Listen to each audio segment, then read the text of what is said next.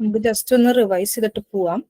First നമ്മൾ നോക്കിയത് social വർക്കിന്റെ ഒരു ഇൻട്രൊഡക്ഷനും പിന്നെ ഹിസ്റ്റോറിക്കൽ ഇവല്യൂഷൻ പിന്നെ സോഷ്യൽ സർവീസും സോഷ്യൽ വർക്കും തമ്മിലുള്ള ഡിഫറൻസിയേഷൻ. ഇത്രയും കാര്യങ്ങളാണ് നമ്മൾ കഴിഞ്ഞ ക്ലാസ്സിൽ ഡിസ്കസ് ചെയ്ത്. സോഷ്യൽ വർക്കിന്റെ ഡെഫിനേഷൻ, അതെന്ത് ചെയ്യുന്നു, എവിടെ ചെയ്യുന്നു, ഏതൊക്കെ ഏരിയാസിൽ വർക്ക് ചെയ്യുന്നു ഒക്കെ നമ്മൾ ഡിസ്കസ് ചെയ്തു. പിന്നെ സോഷ്യൽ വർക്കിന്റെ ഒരു ഗ്ലോബൽ ഡെഫിനേഷൻ ഡിസ്കസ് ചെയ്തു. അത് കഴിഞ്ഞ് ബേസിക്കലി 6 മെത്തേഡ്സ് ആണ് സോഷ്യൽ വർക്കിനുള്ളത്. അതിന്റെ ക്ലാസിഫിക്കേഷൻ പറഞ്ഞു. ഹിസ്റ്റോറിക്കൽ എവല്യൂഷൻ ഓഫ് സോഷ്യൽ വർക്കിൽ ആദ്യം UK, അത് കഴിഞ്ഞ് അതിലത്തെ കുറച്ച് ലോസ് കാര്യങ്ങളൊക്കെ പറഞ്ഞു. ബെവറേജ് റിപ്പോർട്ട് നമ്മൾ ഡിസ്കസ് ചെയ്തു. അത് കഴിഞ്ഞ് കുറച്ച് ലോസ് ഒക്കെ പറഞ്ഞു.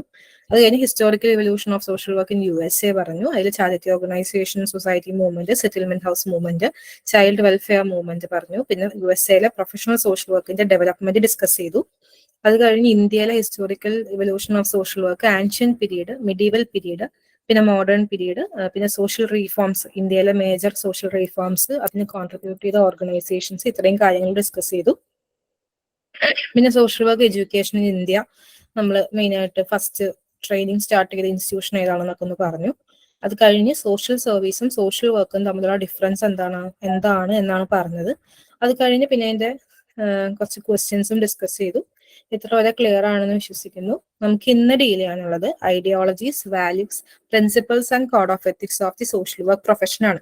ഇതിൽ ഐഡിയോളജീസ്, വാല്യൂസ്, പ്രിൻസിപ്പിൾസ് നമ്മൾ എന്തായാലും കവർ ചെയ്യും. കോഡ് ഓഫ് എത്തിക്സ് നമുക്ക് എത്രത്തോളം ഈ ഒരു ടൈം ലിമിറ്റിൽ കവർ ചെയ്യാൻ പറ്റുമോ അത്രത്തോളം ഇന്ന് കവർ ചെയ്യും. അതാണ് നമ്മൾ ഇന്ന് ഡിസ്കസ് ചെയ്യാനായിട്ട് ഉദ്ദേശിക്കുന്ന ടോപ്പിക്സ്. ഫസ്റ്റ് നമുക്ക് ഐഡിയോളജീസ് ഡിസ്കസ് ചെയ്യാം. Ideologies of the social work profession. ഇവിടെ ഉദ്ദേശിക്കുന്നത് സോഷ്യൽ വർക്ക് എന്ന് പറയുന്ന ഒരു പ്രൊഫഷൻ പല ഐഡിയോളജീസിന്ന് കടം കൊണ്ട് അല്ലെങ്കിൽ പല ഐഡിയോളജീസിന്റെ ഒരു ഇൻഫ്ലുവൻസിൽ ഇവോൾവ് ആയി വന്നൊരു സോഷ്യൽ വർക്ക് പ്രൊഫഷനാണ്. നമ്മൾ ഇപ്പൊ UK, USA, ഇന്ത്യയുടെ ഒക്കെ നമ്മൾ നോക്കിയപ്പോൾ പറഞ്ഞത് ഫസ്റ്റ് ചാരിറ്റി ആയിട്ട് വന്നു, പിന്നെ അതൊരു വെൽഫെയർ ആക്ടിവിറ്റി ആയിട്ട് വന്നു, ഡെവലപ്മെന്റ്, എംപവർമെന്റ്, ആ രീതിയിലേക്ക് ഇവോൾവ് ആയി വന്നൊരു പ്രൊഫഷനാണ് സോഷ്യൽ വർക്ക് എന്ന് പറയുന്നത്. പല ഐഡിയോളജീസിന്റെ ബേസിസിലാണ് ഇപ്പൊ ഉള്ളൊരു current social work profession form ചെയ്യുന്നത്. അപ്പൊ അതാണ് നമ്മൾ ഇന്ന് ഡിസ്കസ് ചെയ്യുന്നത് ഫസ്റ്റ്. അപ്പോൾ ബേസിക്കലി ഇത് നമ്മൾ കാണാപ്പാഠം പഠിക്കേണ്ട ഒരു കേസൊന്നും ഇല്ല. നമ്മൾ ഇതിന്റെ ഒരു ഐഡിയ ഉണ്ടായാൽ മതി നമുക്ക് ഇത് എന്തൊക്കെയാണ് ഏതൊക്കെയാണെന്നുള്ളത്. അപ്പൊ നമ്മൾ മുന്നേ പഠിച്ചതുപോലെ തന്നെ എല്ലാ റിലീജിയൻസും ഒരു ചാരിറ്റി പ്രൊമോട്ട് ചെയ്യുന്ന ഒരു ട്രെൻഡ് നമ്മൾ പണ്ട് തൊട്ടേ കണ്ടു. അതൊക്കെ ഈ ഒരു സോഷ്യൽ വർക്കിന്റെ ഒരു സ്റ്റാർട്ടിങ് എന്ന് പറയാം. എന്നാൽ ലിബറലിസം, അതായത് വിമോചനം എന്നുള്ള രീതിയിൽ ഫ്രീഡത്തെയും വെൽഫെയറിനെയൊക്കെ പ്രൊമോട്ട് ചെയ്തൊരു ആശയമാണ് ലിബറലിസം. അത് കഴിഞ്ഞ് പിന്നീട് വന്നൊരു കാര്യമാണ് സോഷ്യലിസം, അതായത് എല്ലാവർക്കും ഇക്വാളിറ്റി ഉണ്ടാകണം അല്ലെങ്കിൽ എല്ലാവരുടെയും ബേസിക് നീഡ്സ് മീറ്റ് ചെയ്യണം എന്നുള്ളൊരു ഐഡിയോളജി സോഷ്യലിസം കൊണ്ടുവന്നു. പിന്നെ എല്ലാ റിലീജിയസ് ആയിട്ടുള്ള, പിന്നെ ഇപ്പൊ റിലീജിയസ് അല്ലാത്ത ഐഡിയോളജീസും ഉണ്ട്. അതായത് മതത്തിന്റെ ഒരു ബേസിസിലല്ലാതെ അല്ലെങ്കിൽ മതത്തിന്റെ ഒരു പ്രത്യേക മതത്തിൽപ്പെട്ട ആളെ മാത്രം ഹെൽപ്പ് ചെയ്യുക, അല്ലെങ്കിൽ നമ്മുടെ മതത്തിൽ മാത്രം പെട്ടൊരു ആളെ ഹെൽപ്പ് ചെയ്യുക, ആ ഇതിലല്ല എല്ലാവർക്കും ഈ ഒരു ഹെൽപ്പ് കൊടുക്കണം എന്നുള്ള ടൈപ്പ് ഐഡിയോളജീസും ഉണ്ടായിരുന്നു. അപ്പൊ ഈ എല്ലാ തരത്തിലുള്ള റിലീജിയസ് ആയിട്ടുള്ള, സെക്യുലർ ആയിട്ടുള്ള ഐഡിയോളജീസ് എല്ലാം സോഷ്യൽ വർക്ക് പ്രൊഫഷനെ ഇൻഫ്ലുവൻസ് ചെയ്തിട്ടുണ്ട്. പിന്നെ വെസ്റ്റേൺ മോഡേൺ ഐഡിയോളജീസ് നമ്മൾ പറഞ്ഞു, ഇതൊക്കെ ഒരു വെസ്റ്റേൺ കോണ്ടെക്സ്റ്റിൽ നിന്നാണ് ഇങ്ങോട്ട് വന്നത്. UK, USA അങ്ങനെയൊക്കെയാണ് ഇങ്ങോട്ടേക്ക് വരുന്നത്. അപ്പോൾ ഈ ഒരു വെസ്റ്റേൺ മോഡേൺ ഐഡിയോളജീസ് ആണ് ഈ ഒരു സോഷ്യൽ വർക്ക് എന്ന് പറയുന്ന ഒരു പ്രൊഫഷന്റെ ആവശ്യമുണ്ട് എന്നുള്ള രീതിയിലേക്ക് ഉള്ളൊരു തോട്ട് കൊണ്ടുവരുന്നത് ഈ വെസ്റ്റേൺ മോഡേൺ ഐഡിയോളജീസ് ആണ്. അവിടുത്തെ ഒരു രീതി എന്ന് വെച്ചിട്ടുണ്ടെങ്കിൽ ഈ ഹെൽപ്പിനെ നമ്മൾ സെക്യുലറൈസ് ചെയ്യുക, അതായത് മതത്തിനപ്പുറത്തേക്ക് ഈ ഒരു ഹെൽപ്പിനെ എക്സ്പാൻഡ് ചെയ്യുക എന്നുള്ളൊരു കാര്യമുണ്ടല്ലോ. പിന്നെ ഈ ഒരു പ്രൊഫഷൻ നമ്മൾ ഹാൻഡിൽ ചെയ്യണമെങ്കിൽ അല്ലെങ്കിൽ ചെയ്യണമെങ്കിൽ നമുക്ക് സയന്റിഫിക് ആയിട്ടുള്ള നോളേജ് വേണം, അതിന് വേണ്ട ഫോർമൽ എഡ്യൂക്കേഷൻ വേണം, ഇതിൽ തന്നെ സ്പെഷ്യലൈസ് ചെയ്ത് വർക്ക് ചെയ്യാൻ പറ്റണം. അപ്പൊ അങ്ങനെയുള്ള തോട്ടുകളൊക്കെ കൊണ്ടുവരുന്നത് ഈ വെസ്റ്റേൺ മോഡേൺ ഐഡിയോളജീസ് ആണ്. പല ഡിഫറെന്റ് ഐഡിയോളജീസ്, പല രീതിയിലുള്ള മോഡലുകളും ഒക്കെ ഡോമിനേറ്റ് ചെയ്തിട്ടുണ്ട് ഈ പ്രൊഫഷണൽ സോഷ്യൽ വർക്കിനെ. പല സമയത്ത് പല സ്ഥലങ്ങളിലായിട്ട് പല ഐഡിയോളജീസ് ഡോമിനേറ്റ് ചെയ്തിട്ടുണ്ട് ഈ സോഷ്യൽ വർക്കിനെ. അതായത് അതിനാണ് കൂടുതൽ പ്രാധാന്യം. ആ രീതിയിലേക്ക് പല സമയത്തും ഈ ഡോമിനേഷൻ വന്നിട്ടുണ്ട് പല ഐഡിയോളജീസിന്റെ. അതിന് എക്സാമ്പിൾ ആണ് charity, welfare, clinical, ecological, radical or progressive. അപ്പം ഈ ഓരോ ഐഡിയോളജീസും എന്തൊക്കെയാണ് ഈ സോഷ്യൽ വർക്കിലേക്ക് കോൺട്രിബ്യൂട്ട് ചെയ്തത്, അല്ലെങ്കിൽ എന്തൊക്കെയാണ് അതിന്റെ ഡീറ്റെയിൽസ് എന്നാണ് നമ്മൾ നോക്കാൻ പോകുന്നത്. ഫസ്റ്റ് നമ്മൾ നോക്കുന്നത് സോഷ്യൽ വർക്ക് ആസ് ചാരിറ്റി. അതായത് നമ്മൾ നേരത്തെ പറഞ്ഞു റിലീജിയൻ ആളുകളെ ഒരുപാട് എൻകറേജ് ചെയ്തിരുന്നു, ഇല്ലാത്തവന് കൊടുക്കുക, ഉള്ളവനില്ലാത്തവന് കൊടുക്കുക എന്നുള്ള രീതിയിലേക്ക് റിലീജിയൻ ഒരുപാട് എൻകറേജ് ചെയ്തിട്ടുണ്ട് വ്യക്തികളെ മറ്റുള്ളവരെ സഹായിക്കാനായിട്ട്. നിന്നെപ്പോലെ നിന്റെ അയൽക്കാരനെയും സ്നേഹിക്കുക, അങ്ങനത്തെയൊക്കെയുള്ള ഒരു കോൺസെപ്റ്റിൽ റിലീജിയൻ ഒരുപാട് ആളുകളെ എൻകറേജ് ചെയ്തിട്ടുണ്ട്. പിന്നെ നമ്മൾ ആവശ്യമുള്ള ആളുകൾക്ക് സഹായങ്ങൾ കൊടുക്കുക, അതൊരു ഒരു കാരുണ്യ പ്രവൃത്തി എന്നുള്ള രീതിയിലാണ് ആളുകൾ ഇത് ഹെൽപ്പ് ചെയ്യുന്നത്. അത് നമ്മൾ ചെയ്യേണ്ടതാണ് എന്നുള്ളൊരു തോട്ട്. അങ്ങനെ ഇരുന്നൊരു സമയത്ത് ഈ വെസ്റ്റേൺ കൺട്രീസിലാണ് ആദ്യമായിട്ട് ഇതൊരു ചാരിറ്റി മോഡൽ സ്റ്റാർട്ട് ചെയ്യുന്നത്. അത് കഴിഞ്ഞ് ഈ ഒരു പാവപ്പെട്ട ആളുകളെ നമ്മൾ പൈസ കൊണ്ടുള്ള സഹായങ്ങൾ അല്ലെങ്കിൽ പൈസ അല്ലാതെയുള്ള സഹായങ്ങൾ ഉണ്ടാവല്ലോ, അതൊക്കെ കൊടുക്കുക എന്നുള്ളത് എൻകറേജ്മെന്റ് റിലീജിയനിൽ നിന്നാണ് തുടങ്ങുന്നത്. അതിനുശേഷം ഈ വർദ്ധിച്ചു വരുന്ന ഈ ഒരു പുവർ പോപ്പുലേഷനെ ഹെൽപ്പ് ചെയ്യാനായിട്ട് ഈ ഒരു ആക്ടിവിറ്റി മാത്രം പോരാ എന്നുള്ളൊരു റിയലൈസേഷൻ വന്നപ്പോൾ ഇവരുടെ പ്രശ്നങ്ങളെ പരിഹരിക്കാനായിട്ട് ഒരു വേറൊരു വേ ഔട്ട് വേണം, അല്ലെങ്കിൽ മറ്റൊരു മാർഗം വേണം എന്നുള്ളൊരു റിയലൈസേഷൻ വരുമ്പോഴാണ് സ്റ്റേറ്റിന്റെ ഒരു റെസ്പോൺസിബിലിറ്റി ആയിട്ട് മാറുന്നത്. പാവപ്പെട്ട ആളുകളെ ടേക്ക് കെയർ ചെയ്യാന്നുള്ളത് സ്റ്റേറ്റിന്റെ റെസ്പോൺസിബിലിറ്റി ആയിട്ട് മാറുന്നത് ആ ഒരു പോയിന്റിലാണ്. അതായത് റിലീജിയൻ ചാരിറ്റിയെ സപ്പോർട്ട് ചെയ്തു. അതുകൊണ്ട് ആളുകളെല്ലാം, റിലീജിയസ് ആയ ആളുകളെല്ലാം ഇല്ലാത്തവർക്ക് അല്ലെങ്കിൽ ആവശ്യങ്ങളുള്ളവരെ ഹെൽപ്പ് ചെയ്യുന്നു. അതിനുശേഷം ഈ ഒരു റിലീജിയന്റെ ഒരു എൻകറേജ്മെന്റ് കൊണ്ട് മാത്രം, അല്ലെങ്കിൽ അങ്ങനെ ഒരു സഹായങ്ങൾ കൊടുത്തുകൊണ്ട് മാത്രം ഇവരുടെ പ്രശ്നങ്ങൾ പരിഹരിക്കപ്പെടില്ല എന്നുള്ളൊരു റിയലൈസേഷൻ വന്നു. മറ്റ് മാർഗങ്ങൾ അന്വേഷിക്കാൻ തുടങ്ങി. അതിന്റെ റിസൾട്ടായിട്ട് UK ഗവൺമെന്റ് ആണ് ഇത് ഇനീഷ്യേറ്റ് ചെയ്യുന്ന ഒരു ലെജിസ്ലേഷൻ, നിയമങ്ങൾ വരാൻ തുടങ്ങി. നമ്മൾ നിയമങ്ങൾ കഴിഞ്ഞ ക്ലാസ്സിൽ പഠിച്ചതാണ്. ലെജിസ്ലേഷൻസ് വരാൻ തുടങ്ങി. അങ്ങനെ ഒരു ചേർച്ചിന്റെ റെസ്പോൺസിബിലിറ്റിന്ന് അതൊരു സ്റ്റേറ്റ് റെസ്പോൺസിബിലിറ്റി ആയിട്ട് മാറി. ഇങ്ങനെയാണ് ഒരു ചാരിറ്റിയിൽ നിന്നും സോഷ്യൽ വർക്ക് ഇവോൾവ് ആയി വരുന്ന ഒരു സ്റ്റേജാണ് ഇപ്പൊ പറഞ്ഞത്. അത് കഴിഞ്ഞ് പിന്നെ വരുന്നതെന്ന് വെച്ചിട്ടുണ്ടെങ്കിൽ അത് ചാരിറ്റി നമ്മൾ പറഞ്ഞു, അതായത് ഒരു ചേർച്ച് റെസ്പോൺസിബിലിറ്റിന്ന് ഒരു ഗവൺമെന്റ് റെസ്പോൺസിബിലിറ്റി അല്ലെങ്കിൽ സ്റ്റേറ്റ് റെസ്പോൺസിബിലിറ്റിയിലേക്കുള്ള ഒരു ഇവല്യൂഷൻ ഉണ്ടായി എന്ന് പറഞ്ഞു. അപ്പൊ വന്നൊരു അപ്രോച്ചാണ് വെൽഫെയർ സോഷ്യൽ വർക്ക് അപ്രോച്ച്. ഇവിടെ എന്താ സംഭവിക്കുന്നത് വെച്ചിട്ടുണ്ടെങ്കിൽ നമ്മൾ ആളുകൾക്ക് സഹായങ്ങൾ കൊടുക്കുന്നുണ്ട്, പക്ഷെ അതിനപ്പുറത്തേക്ക് ലോസ് വരാൻ തുടങ്ങി. അതായത് എലിസബത്തൻ പുവർ ലോ വന്നു UK എങ്ങനെ ഈ ആളുകളെ ഡീൽ ചെയ്യാം, എങ്ങനെ അവരുടെ പ്രശ്നങ്ങൾ പരിഹരിക്കാം എന്നുള്ള രീതിയിൽ ഇനീഷ്യൽ സ്റ്റെപ്പിൽ വരുന്നത് എലിസബത്തൻ പുവർ ലോ ആണ്. നമ്മൾ കഴിഞ്ഞ ക്ലാസ്സിൽ ഡിസ്കസ് ചെയ്തു. ഈ പുവറിനെ നമ്മൾ 3 കാറ്റഗറീസ് ആയിട്ട് ഡിവൈഡ് ചെയ്തു: able bodied poor, important poor, dependent children. അപ്പൊ ഫസ്റ്റ് കാറ്റഗറി എന്ന് പറയുന്നത് വർക്ക് ഹൗസസിൽ അവർ എന്തായാലും പണിയെടുക്കണം. അവര് ജോലി എടുക്കാൻ ബുദ്ധിമുട്ടുള്ള ആളുകളൊന്നുമല്ല. അപ്പോൾ അവരെന്തായാലും വർക്ക് ഹൗസിൽ പണിയെടുക്കണം. ബാക്കി 2 കാറ്റഗറീസ് അവർക്ക് സഹായങ്ങൾ ഗവൺമെന്റിൽ നിന്ന് കിട്ടും, അല്ലെങ്കിൽ ലാം ഹൗസസ് വഴി ഇത് കിട്ടും. അപ്പൊ ഈ ആക്ടിന്റെ പിന്നാലേക്ക് ഒരുപാട് എനാക്ട്മെന്റ്സ് ഒക്കെ വന്നു, ആക്ടുകളൊക്കെ വന്നു. പക്ഷെ കംപ്ലീറ്റ്ലി അപ്പോഴും ഈ ഒരു പോവർട്ടിയുടെ പ്രോബ്ലം സോൾവ് ചെയ്യാനായിട്ട് അവർക്ക് പറ്റുന്നില്ല. അപ്പൊ ഗവൺമെന്റ് റിയലൈസ് ചെയ്ത് എന്താ വെച്ചിട്ടുണ്ടെങ്കിൽ ഒരു കളക്റ്റീവായിട്ട് എല്ലാവരുടെയും കൂടി ഒരു പ്രശ്നമായിട്ട് ഇത് പരിഹരിക്കാൻ പറ്റുന്നില്ല. അപ്പൊ ഇൻഡിവിജ്വലി ഓരോ വ്യക്തിയുടെയും യഥാർത്ഥ പ്രശ്നം എന്താണെന്ന് മനസ്സിലാക്കാം എന്നുള്ളൊരു തീരുമാനത്തിലേക്ക് ഗവൺമെന്റ് വരികയാണ്. അപ്പൊ പ്രോബ്ലം ഒന്നായിരിക്കാം, ഇപ്പൊ എല്ലാവരും ഈ ഒരു പോവേർട്ടി എന്നുള്ളതായിരിക്കും എല്ലാവരുടെയും പ്രശ്നം. പക്ഷെ പല ആളുകൾക്കും പല കാരണങ്ങൾ കൊണ്ടാണ് ഈ പോവേർട്ടി ഉണ്ടായിട്ടുള്ളത്. അപ്പോൾ അതെന്താണ് അതിന്റെ റൂട്ട് കോസ്, ഓരോ വ്യക്തിയുടെയും ഒരു റൂട്ട് കോസ് എന്താണെന്ന് മനസ്സിലാക്കിയാൽ അതനുസരിച്ചുള്ള സൊല്യൂഷൻ ആ വ്യക്തിക്ക് നമുക്ക് കൊടുക്കാൻ പറ്റും. അങ്ങനത്തെ ഒരു റിയലൈസേഷൻ വന്നപ്പോൾ അങ്ങനെയാണ് ഈ ചാരിറ്റി ഓർഗനൈസേഷൻസ് വഴി ഒരു വെൽഫെയർ അപ്രോച്ചിൽ, അതായത് ഓരോരുത്തരുടെയും ഇൻഡിവിജ്വൽ നീഡ് അനുസരിച്ചിട്ടുള്ള ഒരു സോഷ്യൽ വർക്ക് അപ്രോച്ച് വരുന്നതാണ് വെൽഫെയർ സോഷ്യൽ വർക്ക് അപ്രോച്ച്. ഞാൻ അത് ഒന്നുകൂടെ സമ്മറൈസ് ചെയ്ത് പറയും, അപ്പൊ നിങ്ങൾക്ക് അത് ഒന്നുകൂടി ക്ലിയർ ആവും. ഇത് മനസ്സിലാവുന്നില്ലേ? ഞാൻ പറയുന്നത് മനസ്സിലാവുന്നില്ലേ?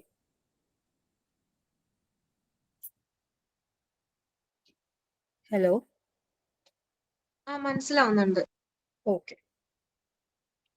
പിന്നെ വരുന്നതാണ് clinical social work approach. 1935 US social security act pass ചെയ്തു. അത് എന്തിനാ വെച്ചിട്ടുണ്ടെങ്കിൽ പാവപ്പെട്ട ആളുകളെ ഹെൽപ്പ് ചെയ്യാന്നുള്ള ഉദ്ദേശത്തിൽ തന്നെ.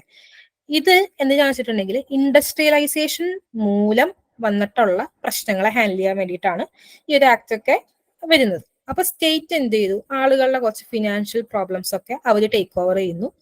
പിന്നെ ഇവർ ഒരുപാട് വോളണ്ടിയേഴ്സിനെയൊക്കെ ഹയർ ചെയ്തു. ഈ ഒരു ഗവൺമെന്റ് വോളണ്ടിയേഴ്സിനെ ഇവര് ട്രെയിൻ ചെയ്തു. അപ്പൊ അവർക്ക് അതുവഴി കേസ് വർക്ക് പ്രാക്ടീസ് ചെയ്യാൻ പറ്റും. അതായത് ഇൻഡിവിജ്വൽ പ്രോബ്ലംസിനെ ഹാൻഡിൽ ചെയ്യുന്നതാണ് കേസ് വർക്ക് എന്ന് നമ്മൾ കഴിഞ്ഞ ക്ലാസ്സിൽ പറഞ്ഞു. അപ്പൊ കേസ് വർക്ക് ഹാൻഡിൽ ചെയ്യാൻ വേണ്ടിയിട്ട് ഈ വോളണ്ടിയേഴ്സിനെ ട്രെയിൻ ചെയ്തു. അൺട്രെയിൻഡ് ആയിട്ടുള്ള ആളുകളെ ഇവര് സൂപ്പർവൈസ് ചെയ്യും. ഈ വോളണ്ടിയേഴ്സ്, ട്രെയിൻഡ് ആയിട്ടുള്ള വോളണ്ടിയേഴ്സ് അൺട്രെയിൻഡ് ആയിട്ടുള്ള വോളണ്ടിയേഴ്സിനെ ഇവര് സൂപ്പർവൈസ് ചെയ്തോളും. അപ്പം ഇങ്ങനെയുള്ള ഈ ആക്ടിവിറ്റികൾ കേസ് വർക്ക് പ്രാക്ടീസ് ചെയ്ത് തുടങ്ങിയപ്പോൾ ആൾക്കാർക്ക് മനസ്സിലായ, ഈ കേസ് വർക്കേഴ്സിന് മനസ്സിലായ ഒരു കാര്യമാണ്, പൈസ കൊടുത്തുകൊണ്ട് മാത്രം ആൾക്കാരുടെ പ്രശ്നങ്ങൾ തീരില്ല. അവർക്ക് വേറെയും ഇഷ്യൂസ് ഉണ്ട്. സോഷ്യൽ ഇഷ്യൂസ് ആവാം, അല്ലെങ്കിൽ സൈക്കോ സോഷ്യൽ, അങ്ങനെ പല ഇഷ്യൂസ് ആവാം. അപ്പോൾ അതിന്റെ ഒരു റിയലൈസേഷനിലാണ് പയ്യെ ഒരു കൗൺസിലിംഗ് റോളിലേക്ക് കേസ് വർക്കേഴ്സ് വരുന്നത്. കൗൺസിലിംഗ് എന്ന് പറയുമ്പോൾ ആ സമയത്തൊക്കെ ഈ സൈക്കോളജിയിൽ എവിഡന്റ് ആയിട്ട് നിൽക്കുന്ന തിയറീസ് എന്ന് പറയുന്നത് സൈക്കോ അനലിറ്റിക്കൽ തിയറിയാണ്, ഫ്രൂയിഡിന്റെ. അപ്പോൾ അതൊക്കെയായിരുന്നു ഇതിന്റെ ഒരു ബേസിസ് എന്ന് പറയുന്നത്. ക്ലിനിക്കൽ സോഷ്യൽ വർക്ക് എന്ന് പറയുമ്പോൾ ഒരു ഡയറക്റ്റ് സോഷ്യൽ വർക്ക് പ്രാക്ടീസിന്റെ ഉള്ളിൽ വരും. അതായത് നമ്മൾ ഡയറക്റ്റ് ആയിട്ട് ആ ക്ലയന്റുമായിട്ട് ഇന്ററാക്ട് ചെയ്യുന്ന ഒരു മെത്തേഡാണല്ലോ. അപ്പോൾ അത് നമ്മൾ ഇൻഡിവിജ്വൽ ലെവലിലും ഗ്രൂപ്പ് ലെവലിലും ഫാമിലി ലെവലിലും ഒക്കെ ക്ലിനിക്കൽ സോഷ്യൽ വർക്ക് പ്രാക്ടീസ് ചെയ്യാനായിട്ട് തുടങ്ങി. ഇത് മോസ്റ്റ്ലി നടക്കുക ഈ കേസ് വർക്കറുടെ ഓഫീസിലാണ്. അപ്പൊ നമുക്കറിയാം, ഇപ്പൊ ഒരു പേര് കൊണ്ട് തന്നെ നമുക്കത് മനസ്സിലാക്കാൻ പറ്റും. ഇപ്പൊ ക്ലിനിക്കിൽ നമ്മൾ പോയാണ് സർവീസ് എടുക്കുക, ഇപ്പൊ ഒരു കൗൺസിലിംഗ് സെഷന്. അതുപോലെ തന്നെ ഈ ഒരു സോഷ്യൽ വർക്കറുടെ ഓഫീസിൽ പോയിട്ടാണ് ഈ ഒരു സർവീസ് നമ്മൾ അവൈൽ ചെയ്യുക മോസ്റ്റ്ലി. ഈ ഒരു അപ്രോച്ചിൽ എങ്ങനെയാ വെച്ചിട്ടുണ്ടെങ്കിൽ നമ്മൾ ഒരു പ്രൊഫഷണൽ ഇതിൽ നിന്നിട്ട് തന്നെ വർക്ക് ചെയ്യണം. വർക്കർ എന്ത് ചെയ്യണമെന്ന് വെച്ചിട്ടുണ്ടെങ്കിൽ ഈ ഒരു ഇൻഡിവിജ്വലും ആ വ്യക്തിയുടെ ഒരു സോഷ്യൽ എൻവയോൺമെന്റ് ഉണ്ടല്ലോ, എൻവയോൺമെന്റ് ഉദ്ദേശിക്കുന്നത് പരിസ്ഥിതി എന്നുള്ള അർത്ഥത്തിലല്ല. അതായത് ആ വ്യക്തിയെ ചുറ്റിപ്പറ്റി നിൽക്കുന്ന ഒരുപാട് കാര്യങ്ങൾ ഉണ്ടാവും. ആ വ്യക്തിയുടെ വീട്, അല്ലെങ്കിൽ കുടുംബം, അയൽപക്കത്തുള്ള ആളുകൾ, അല്ലെങ്കിൽ ആ ഒരു കമ്മ്യൂണിറ്റി, ആ വ്യക്തി വർക്ക് ചെയ്യുന്ന സ്ഥലം. അപ്പൊ അങ്ങനെ ആ വ്യക്തിയുമായി ബന്ധപ്പെട്ട് ആ വ്യക്തി ഇന്ററാക്ട് ചെയ്യുന്ന എല്ലാ എലമെന്റ്സും കൂടി ആ ഒരു സോഷ്യൽ എൻവയോൺമെന്റും ഇത് വ്യക്തിയും തമ്മിലുള്ള ഇന്ററാക്ഷൻ, അതിലായിരിക്കാം പ്രശ്നങ്ങൾ ഉണ്ടായിരിക്കുക. അപ്പൊ ആ പ്രശ്നങ്ങളെ ഇംപ്രൂവ് ചെയ്യുക, അല്ലെങ്കിൽ ആ ഒരു വ്യക്തിയും ആ പ്രശ്നമുള്ള ആ ഒരു എലമെന്റ് എന്താണോ അതും തമ്മിലുള്ള ഒരു ഇന്ററാക്ഷൻ ഉണ്ടല്ലോ, അതിനെ കുറച്ചുകൂടി ബെറ്റർ ആക്കി എടുക്കുക എന്നൊക്കെ ഉള്ളതാണ് ക്ലിനിക്കൽ സോഷ്യൽ വർക്ക് അപ്രോച്ച് കൊണ്ട് ഉദ്ദേശിക്കുന്നത്. പിന്നെ വരുന്നത് ഇക്കോളജിക്കൽ സോഷ്യൽ വർക്ക് അപ്രോച്ച്. ഇവിടെയും ഇക്കോളജിക്കൽ എന്ന് ഉദ്ദേശിക്കുന്ന ആ ഒരു എൻവയോൺമെന്റിനെയാണ്. ഈ ഒരു ഇക്കോളജിക്കൽ സോഷ്യൽ വർക്ക് ഉദ്ദേശിക്കുന്നത് വെച്ചിട്ടുണ്ടെങ്കിൽ ഒരു വ്യക്തിയുടെ പ്രശ്നം അയാളുടെ വ്യക്തിപരമായ കുറവല്ല, അയാളെ ചുറ്റിപ്പറ്റിയുള്ള അയാളുടെ എൻവയോൺമെന്റിലുള്ള എന്തൊക്കെയോ കുറവുകൾ കൊണ്ട് മൂലമാണ് ആ വ്യക്തിക്ക് പ്രശ്നം എന്നാണ് പറയുന്നത്. പ്രശ്നം എൻവയോൺമെന്റ് ആണ്, വ്യക്തിയല്ല, അല്ലെങ്കിൽ വ്യക്തിക്കുള്ള പ്രശ്നമല്ല, വ്യക്തിയുടെ പ്രശ്നമല്ല എന്നാണ് ഇക്കോളജിക്കൽ സോഷ്യൽ വർക്ക് അപ്രോച്ച് കൊണ്ട് പറയുന്നത്. സോഷ്യൽ വർക്ക് ട്രഡീഷൻ ഇതിൽ പറയുന്നത് എങ്ങനെയാ വെച്ചിട്ടുണ്ടെങ്കിൽ, ഇപ്പൊ social treatment and social reform ആണ് ഇത് ഈ ഒരു ഇക്കോളജിക്കൽ സോഷ്യൽ വർക്ക് അപ്രോച്ചിന്റെ ബേസിസ് ആയിട്ട് വരുന്നത്. അതായത് സാമൂഹികമായിട്ടാണ് ഈ വ്യക്തിയെ ട്രീറ്റ് ചെയ്യേണ്ടതെന്ന്. അതായത് ഇപ്പൊ ഒരു വ്യക്തിക്ക് ഇപ്പൊ ഒരു കുട്ടിയുടെ ഒരു പ്രശ്നം, ഫാദറിന്റെ ഒരു ആൽക്കഹോളിക്സ് ആണെങ്കിൽ അത് മൂലം ആ കുട്ടിക്ക് ഒരു ഡിസ്ട്രെസ് ഉണ്ടാവുന്നുണ്ട്. ആ ഡിസ്ട്രെസ്സിൽ ഇപ്പൊ ഒരുപാട് കാര്യങ്ങൾ ഉണ്ടാവാം. വേണമെങ്കിൽ ചുറ്റുവട്ടത്തുള്ള ആളുകൾ ആ കുട്ടിയെ അതിന്റെ പേരിൽ ബുള്ളി ചെയ്യുന്നുണ്ടാവാം, അല്ലെങ്കിൽ ആ കുട്ടിയുടെ മറ്റ് ഫ്രണ്ട്സ് ഈ ഒരു അവസ്ഥയിൽ ഫാദറിനെ കണ്ടിട്ടുണ്ടാവാം. അപ്പൊ അതിനെല്ലാം നമ്മൾ ഹാൻഡിൽ ചെയ്യാൻ പറ്റണം. ഈ എല്ലാ പ്രശ്നങ്ങളെയും ഒരു ഹോളായിട്ട് നമുക്ക് ഡീൽ ചെയ്യാൻ പറ്റണം. അപ്പൊ അതാണ് സോഷ്യൽ ട്രീറ്റ്മെന്റ് കൊണ്ട് ഉദ്ദേശിക്കുന്നത്, സോഷ്യൽ റീഫോം കൊണ്ട് ഉദ്ദേശിക്കുന്നത്. പ്രൊഫഷണൽ സോഷ്യൽ വർക്കേഴ്സിനും അവരുടെ എംപ്ലോയ് ചെയ്യുന്ന, അവരെ നിയമിക്കുന്ന അവരുടെ ഏജൻസീസ് ഉണ്ടാവുമല്ലോ, അവരെ തന്നെ കാണുന്നത് ചേഞ്ച് ഏജൻസ് ആയിട്ടാണ്. അതായത് ഒരു സിസ്റ്റമിക് ചേഞ്ച്, അതായത് ഒരു സിസ്റ്റത്തിന്റെ തന്നെ ഒരു ചേഞ്ച് കൊണ്ടുവരാനായിട്ട് പറ്റുന്ന ചേഞ്ച് ഏജൻസ് ആയിട്ടാണ് ഈ പ്രൊഫഷണൽ സോഷ്യൽ വർക്കേഴ്സും അവരുടെ എംപ്ലോയിങ് ഏജൻസീസും അവരെ തന്നെ കൺസിഡർ ചെയ്യുന്നത്. അവരെ കൊണ്ട് അത് ചേഞ്ച് ചെയ്യാൻ പറ്റും. ഒരു ചേഞ്ച് ഏജൻസ് ആണ്. ഈ ഒരു സിസ്റ്റത്തിലുള്ള ആ ഒരു സോഷ്യൽ ഇഷ്യൂസിനെയൊക്കെ ചേഞ്ച് ചെയ്യാനായിട്ട് ഇവർക്ക് പറ്റും. അങ്ങനെയാണ് ഇവരെ തന്നെ കൺസിഡർ ചെയ്യുന്നത് ഈ ഒരു കോൺസെപ്റ്റില്. ഇതിൽ വരുന്ന സ്റ്റെപ്സ് എന്ന് പറഞ്ഞിട്ടുണ്ടെങ്കിൽ പ്രോബ്ലം എന്താണെന്ന് ഐഡന്റിഫൈ ചെയ്യണം, ക്ലയൻസ് ആരാണെന്ന് ഐഡന്റിഫൈ ചെയ്യണം, ടാർഗറ്റ് സിസ്റ്റം, അതായത് എന്താണ് ഈ ഒരു പ്രശ്നം ഉണ്ടാക്കുന്നത് എന്നുള്ളതാണ് ടാർഗറ്റ് സിസ്റ്റം. ടാർഗറ്റ് സിസ്റ്റത്തിനെ നമ്മൾ ഐഡന്റിഫൈ ചെയ്യണം. പിന്നെ നമുക്ക് ഈ ഒരു പ്രശ്നം പരിഹരിക്കണം, ഈ ഒരു ചേഞ്ച് കൊണ്ടുവരാനായിട്ട് എന്തൊക്കെ ഗോൾസ് ആണ് നമുക്ക് സെറ്റ് ചെയ്യേണ്ടത് എന്നൊക്കെ തീരുമാനിക്കണം. ഇപ്പൊ ഫോർ എക്സാമ്പിൾ ഈ കുട്ടിയുടെ കേസ് പറഞ്ഞു, അപ്പൊ കുട്ടിയുടെ നെയ്ബേഴ്സിനെ പോയി കണ്ടൊന്ന് സംസാരിക്കുക, അല്ലെങ്കിൽ ഫാദറിനെ ഒരു കൗൺസിലിംഗ് അല്ലെങ്കിൽ ഒരു ട്രീറ്റ്മെന്റിന് വിടുക. അപ്പൊ അങ്ങനെ ഒരുപാട് ഗോൾസ് ഉണ്ടാവും ഈ കുട്ടിയുടെ പ്രശ്നങ്ങൾ പരിഹരിക്കാനായിട്ട്.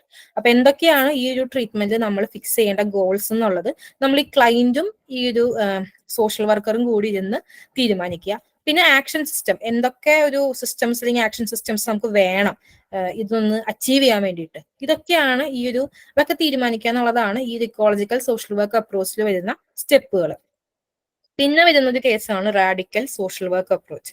സോഷ്യൽ വർക്കേഴ്സ്, അതായത് ഈ ഒരു അപ്രോച്ചിന്റെ കേസ് എന്താ വെച്ചിട്ടുണ്ടെങ്കിൽ, സോഷ്യൽ വർക്കേഴ്സ് ഈ ഒരു ഡിസേബിൾഡ് ആയിട്ടുള്ള അല്ലെങ്കിൽ ഒരു സോഷ്യൽ ഓർഡറിൽ നിന്ന് ഡീവിയേറ്റ് ചെയ്ത് പോകുന്ന ആളുകൾ, ഇവരെ മാത്രം ടേക്ക് കെയർ ചെയ്യുന്ന ഈ ഒരു അപ്രോച്ചിൽ സാറ്റിസ്ഫൈഡ് ആയിരുന്നില്ല. ഒരു കൺവെൻഷണൽ അപ്രോച്ചിൽ, അതായത് നീഡി ആയിട്ടുള്ള ആളുകളെ ഹെൽപ്പ് ചെയ്യാന്നുള്ളതിനപ്പുറത്തേക്ക് എന്തെങ്കിലുമൊക്കെ ചെയ്യണം എന്നുള്ളൊരു തോട്ട് വരികയാണ്. അപ്പോൾ ഒരു 1970 ഈ മാർക്സിസത്തിന്റെ ഒക്കെ ഇൻഫ്ലുവൻസ് വരുമ്പോൾ, അതായത് ഈ മുതലാളി വർഗം, തൊഴിലാളി വർഗം, മുതലാളികൾ എന്നും പൈസ ഉണ്ടാക്കുന്നു, തൊഴിലാളികൾ എന്നും ഇവരുടെ കാൽക്കീഴിൽ കിടക്കുന്നു, ഇവർക്കൊരു ഇമ്പ്രൂവ്മെന്റ് ഇല്ല, സോഷ്യലി ഇക്കണോമിക്കലി ഒന്നും ഇമ്പ്രൂവ്മെന്റ് ഇല്ല, അങ്ങനെയൊക്കെയുള്ളൊരു അങ്ങനെയൊക്കെയുള്ള ആശയങ്ങൾ വരുന്ന സമയത്ത് ഇവര് പറഞ്ഞ ഈ ഒരു മാർക്സിസം സപ്പോർട്ട് ചെയ്യുന്ന ആളുകൾ പറയുന്നത് ഈ ഒരു ഒപ്രഷൻ, ഈ അടിച്ചമർത്തലാണ് ഒരുപാട് പ്രശ്നങ്ങളുടെ കാരണം. അപ്പോ ഈ ഒരു സോഷ്യൽ വർക്കിൽ ഈ ഇങ്ങനെയുള്ള അടിച്ചമർത്തലുകളൊക്കെ ഒഴിവാക്കാനായിട്ടുള്ള കാര്യങ്ങളും കൂടെ ഈ ഒരു സോഷ്യൽ വർക്കിന്റെ പരിധിയിൽ കൊണ്ടുവരണം. ഒരു ഇക്വിറ്റബിൾ, എല്ലാവർക്കും ആവശ്യമായിട്ടുള്ള ഒരു സോഷ്യൽ ഓർഡർ കൊണ്ടുവരാൻ വേണ്ട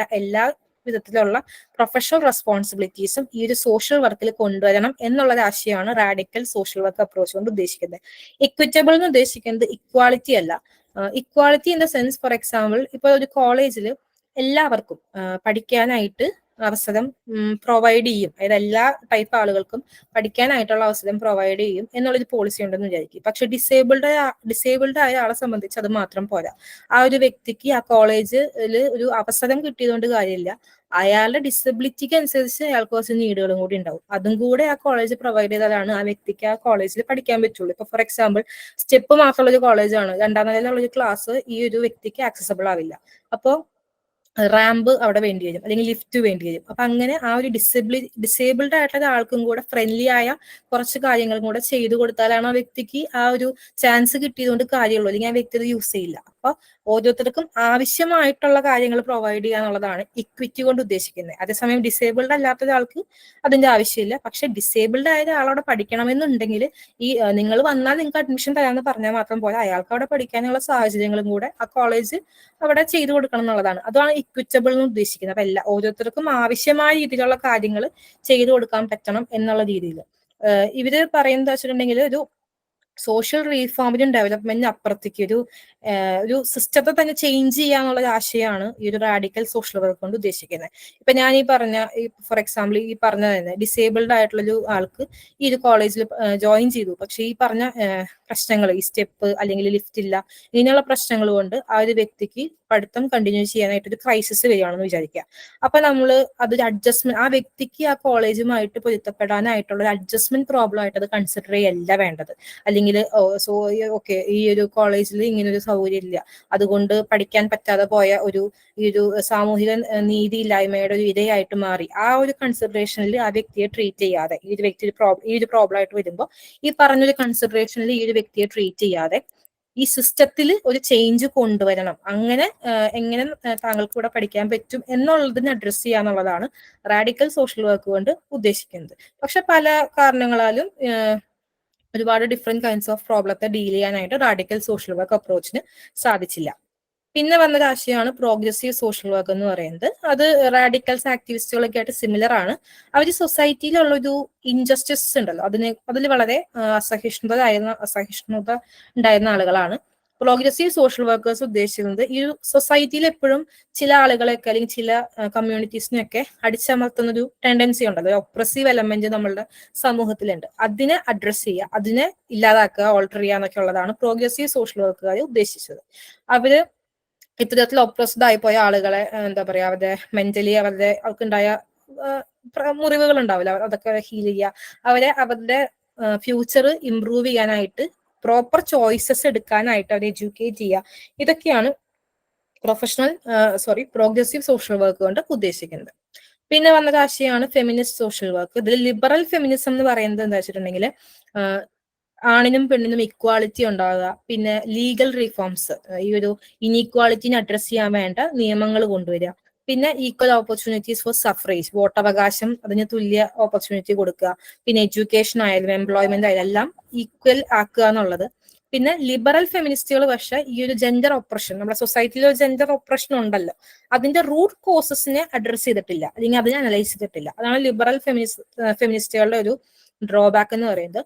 മാർക്സിസ്റ്റ് ഫെമിനിസ്റ്റുകൾ എന്ന് പറയുന്നത് ഈ വിമന്റെ ഓപ്പറേഷൻ എന്ന് പറയുന്നത് ഈ ഒരു ക്യാപിറ്റലിസ്റ്റ് മോഡ് ഓഫ് പ്രൊഡക്ഷന്റെ റീസൺ കൊണ്ടാണെന്നാണ് പറയുന്നത്. അതായത് നമ്മൾ പറഞ്ഞു മാർക്സിസം എന്ന് പറയുന്നത് ഉദ്ദേശിക്കുന്നത് ഈ ഒരു മുതലാളിത്തം അല്ലെങ്കിൽ തൊഴിലാളി വർഗം ഇവർ തമ്മിലുള്ള ഒരു ഡിഫറൻസ് അതെന്നും അതുപോലെ നിൽക്കുന്നു, മുതലാളികൾ എന്നും ബെറ്റർ ആയിക്കൊണ്ടിരിക്കുന്നു സോഷ്യലി ഇക്കണോമിക്കലി, പക്ഷേ തൊഴിലാളികൾ എന്നും തൊഴിലാളികളായി ഒരു ഇമ്പ്രൂവ്മെന്റും അവരുടെ അവസ്ഥകളില്ലാതെ പോകുന്നു.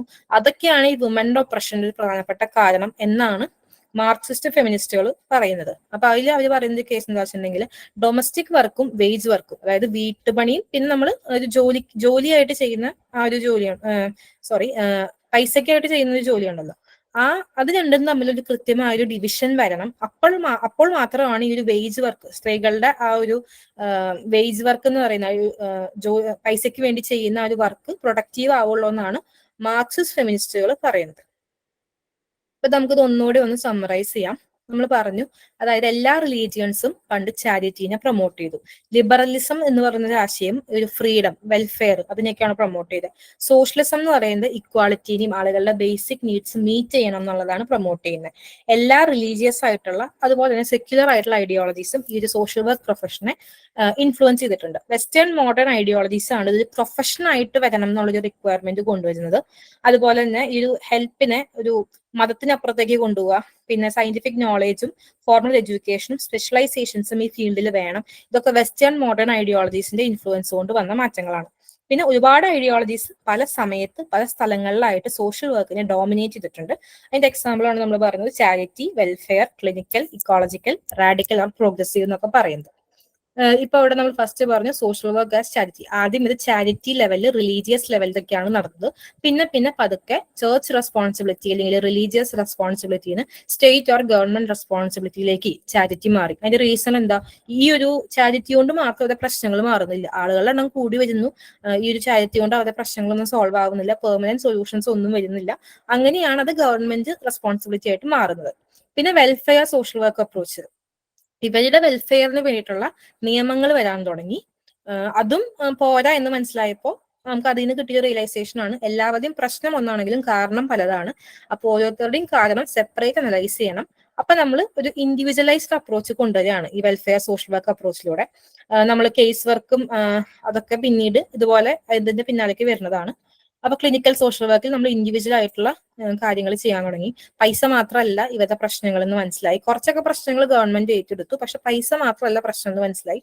അപ്പൊ കൗൺസിലിംഗിലേക്ക് കടന്നു. കൗൺസിലിംഗിൽ സൈക്കോളജിയുടെ ഒരുപാട് തിയറീസ്, അതിൽ മെയിൻ ആയിട്ടുള്ള തിയറി സൈക്കോ അനലിറ്റിക്കൽ തിയറിയൊക്കെയാണ് ഉപയോഗിച്ചത്.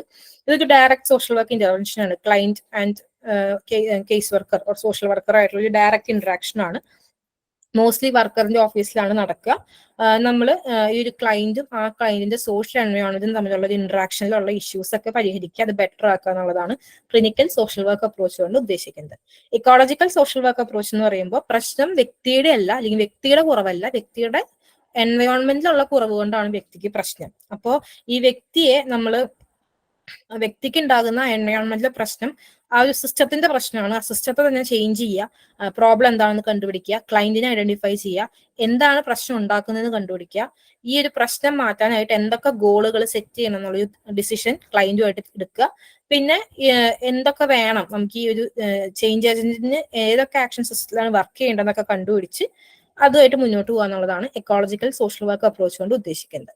റാഡിക്കൽ സോഷ്യൽ വർക്ക് അപ്രോച്ച് നമ്മൾ പറഞ്ഞു, ഡിസേബിൾഡ് ആൻഡ് ഡീവിയൻസ് ആയിട്ടുള്ള ആൾക്കാരുമായിട്ട് മാത്രം വർക്ക് ചെയ്യുന്ന ഒരു പ്രൊഫഷൻ ആവരുത്. അതിനപ്പുറത്തേക്ക് ഒപ്രഷനെതിരെയൊക്കെ പ്രതികരിക്കുന്ന അല്ലെങ്കിൽ ഒരു ഇക്വിറ്റബിൾ സോഷ്യൽ ഓർഡർ കൊണ്ടുവരാൻ ശ്രമിക്കുന്ന ഒരു പ്രൊഫഷൻ ആയിട്ട് കുറച്ചുകൂടി എക്സ്പാൻഡ് ചെയ്യണം അതിന്റെ ഒരു കൺസെപ്റ്റ് എന്നുള്ളതാണ് മാർക്സിസ്റ്റുകൾ പറഞ്ഞത്. പിന്നെ എന്നുവെച്ചാൽ മാർക്സിസം എന്നുള്ള ആശയം ഇതിലേക്ക് വരുന്ന ഇൻഫ്ലുവൻസ് അങ്ങനെയാണ്. പിന്നെ സോഷ്യൽ റീഫോമും ഡെവലപ്മെന്റിന് അപ്പുറത്തേക്ക് സിസ്റ്റമിക് ചേഞ്ചസ് കൊണ്ടുവരണം. ആളുകൾക്ക് ഉള്ള അഡ്ജസ്റ്റ്മെന്റ്, അവരുടെ എൻവയോൺമെന്റുമായിട്ടുള്ള അഡ്ജസ്റ്റ്മെന്റ് പ്രോബ്ലം അല്ല ഇത്, അല്ലെങ്കിൽ ഇവര് ആ ഒരു പ്രശ്നത്തിന്റെ വിക്റ്റിം അല്ല. അതിനപ്പുറത്ത് ആ എൻവയോൺമെന്റ് അല്ലെങ്കിൽ സിസ്റ്റത്തിലുള്ള ചേഞ്ച് എന്താണോ കൊണ്ടുവരേണ്ടത് അത് കൊണ്ടുവരാന്നുള്ളതാണ് റാഡിക്കൽ സോഷ്യൽ വർക്ക് അപ്രോച്ച് കൊണ്ട് ഉദ്ദേശിക്കുന്നത്. പല കാരണങ്ങളാൽ ഇത് ഫെയിൽ ആയി പോയതാണ് പല പ്രോബ്ലംസും ഡീൽ ചെയ്യാനായിട്ട്. പിന്നെ പ്രോഗ്രസീവ് സോഷ്യൽ വർക്ക് നമ്മൾ പറഞ്ഞു, റാഡിക്കൽസ് ഓർ ആക്ടിവിസ്റ്റുകൾക്കൊക്കെ സിമിലർ ആയിട്ടുള്ള കാര്യങ്ങളൊക്കെ തന്നെയാണ്. ഈ സൊസൈറ്റിയിലത്തെ ഒരു ഒപ്രസീവ് എലമെന്റിന് ഓൾട്ടർ ചെയ്യാന്നുള്ളതാണ് ഉദ്ദേശിക്കുന്നത്. അങ്ങനെ ഒപ്രസ്ഡ് ആയി പോയ ആളുകളുടെ ഒരു അപ്ലിഫ്റ്റ്മെന്റ് ഒക്കെയാണ് ഉദ്ദേശിക്കുന്നത്. പിന്നെ ഫെമിനിസ്റ്റ് സോഷ്യൽ വർക്ക് നമ്മൾ പറഞ്ഞു, ലിബറൽ ഫെമിനിസം, അതായത് equality of sexes, legal reforms കൊണ്ടുവരിക, ഈക്വൽ ഓപ്പർച്യൂണിറ്റി, എന്തിനൊക്കെ സഫറേജ്, വോട്ടവകാശം, എഡ്യൂക്കേഷൻ, എംപ്ലോയ്മെന്റ്. പിന്നെ പക്ഷേ അതിന്റെ റൂട്ട് കോസസ് എന്തൊക്കെയാണെന്നുള്ളത് അനലൈസ് ചെയ്തിട്ടില്ല. പിന്നെ മാർക്സിസ്റ്റ് ഫെമിനിസ്റ്റുകൾ പറഞ്ഞത് ക്യാപിറ്റലിസ്റ്റ് മോഡ് ഓഫ് പ്രൊഡക്ഷന്റെ ഒരു ഔട്ട്കം ആയിട്ടാണ് ഈ ഒരു വുമൻസ് ഓപ്പറേഷൻ വരുന്നത്. അവരുടെ വീട്ടിൽ അവർ ചെയ്യുന്ന ജോലിയും പുറത്ത് അവർ ചെയ്യുന്ന ജോലിയും തമ്മിലുള്ള കൃത്യമായ ഡിഫറൻസ് വന്നാലാണ് അവർക്ക് പ്രൊഡക്റ്റീവായിട്ട് വർക്ക് ചെയ്യാൻ പറ്റുള്ളൂ എന്നുള്ളതൊക്കെയാണ് മാർക്സിസ്റ്റ് ഫെമിനിസ്റ്റുകൾ പറയുന്നത്. ഇത്രയാണ് നമുക്ക് ഐഡിയോളജീസ് ഡിസ്കസ് ചെയ്യാനുള്ളത്. എന്തെങ്കിലും ഡൗട്ട് ഉണ്ടോ?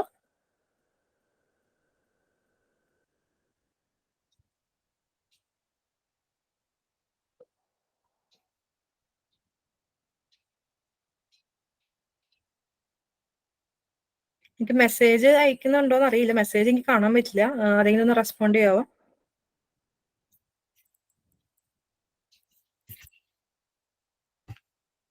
ഈ ലിബറൽ ഫെമിനിസം എന്നൊക്കെ പറഞ്ഞാൽ എന്താർത്ഥം? ഓക്കെ, ലിബറൽ ഫെമിനിസം എന്ന് ഉദ്ദേശിക്കുന്നത്, ലിബറൽ എന്നുള്ളൊരു വാക്കിന് ഉദ്ദേശിക്കുന്നത് വിമോചനം എന്നുള്ളതാണ്. പല രീതിയിൽ അവരെ ഒപ്രസ് ചെയ്ത് വെച്ചിരിക്കാന്ന് പറയില്ലേ. ഇപ്പൊ അവർക്ക് സമൂഹത്തിൽ ഒരു ഇക്വാളിറ്റി ഇല്ല, അല്ലെങ്കിൽ വോട്ടവകാശം ഇല്ല. അപ്പൊ സമൂഹത്തിൽ കോൺട്രിബ്യൂട്ട് ചെയ്യേണ്ട പല കാര്യങ്ങളിലും അവർക്ക് ആ അവകാശം നിഷേധിച്ചിരിക്കുകയാണ്. അവരെപ്പോഴും ഒരു പുരുഷനൊരു പടി താഴെ എന്നുള്ള രീതിയിൽ അവിടെ ഒപ്രസ്ഡ് ആയിട്ട് കിടക്കുകയാണ്. അപ്പൊ ഒരു വിമോചനം, അവർക്ക് ആ ഒരു ഒപ്രഷനിൽ നിന്നുള്ളൊരു വിമോചനം എന്നുള്ള ആശയമാണ് ലിബറൽ ഫെമിനിസം കൊണ്ട് ഉദ്ദേശിക്കുന്നത്.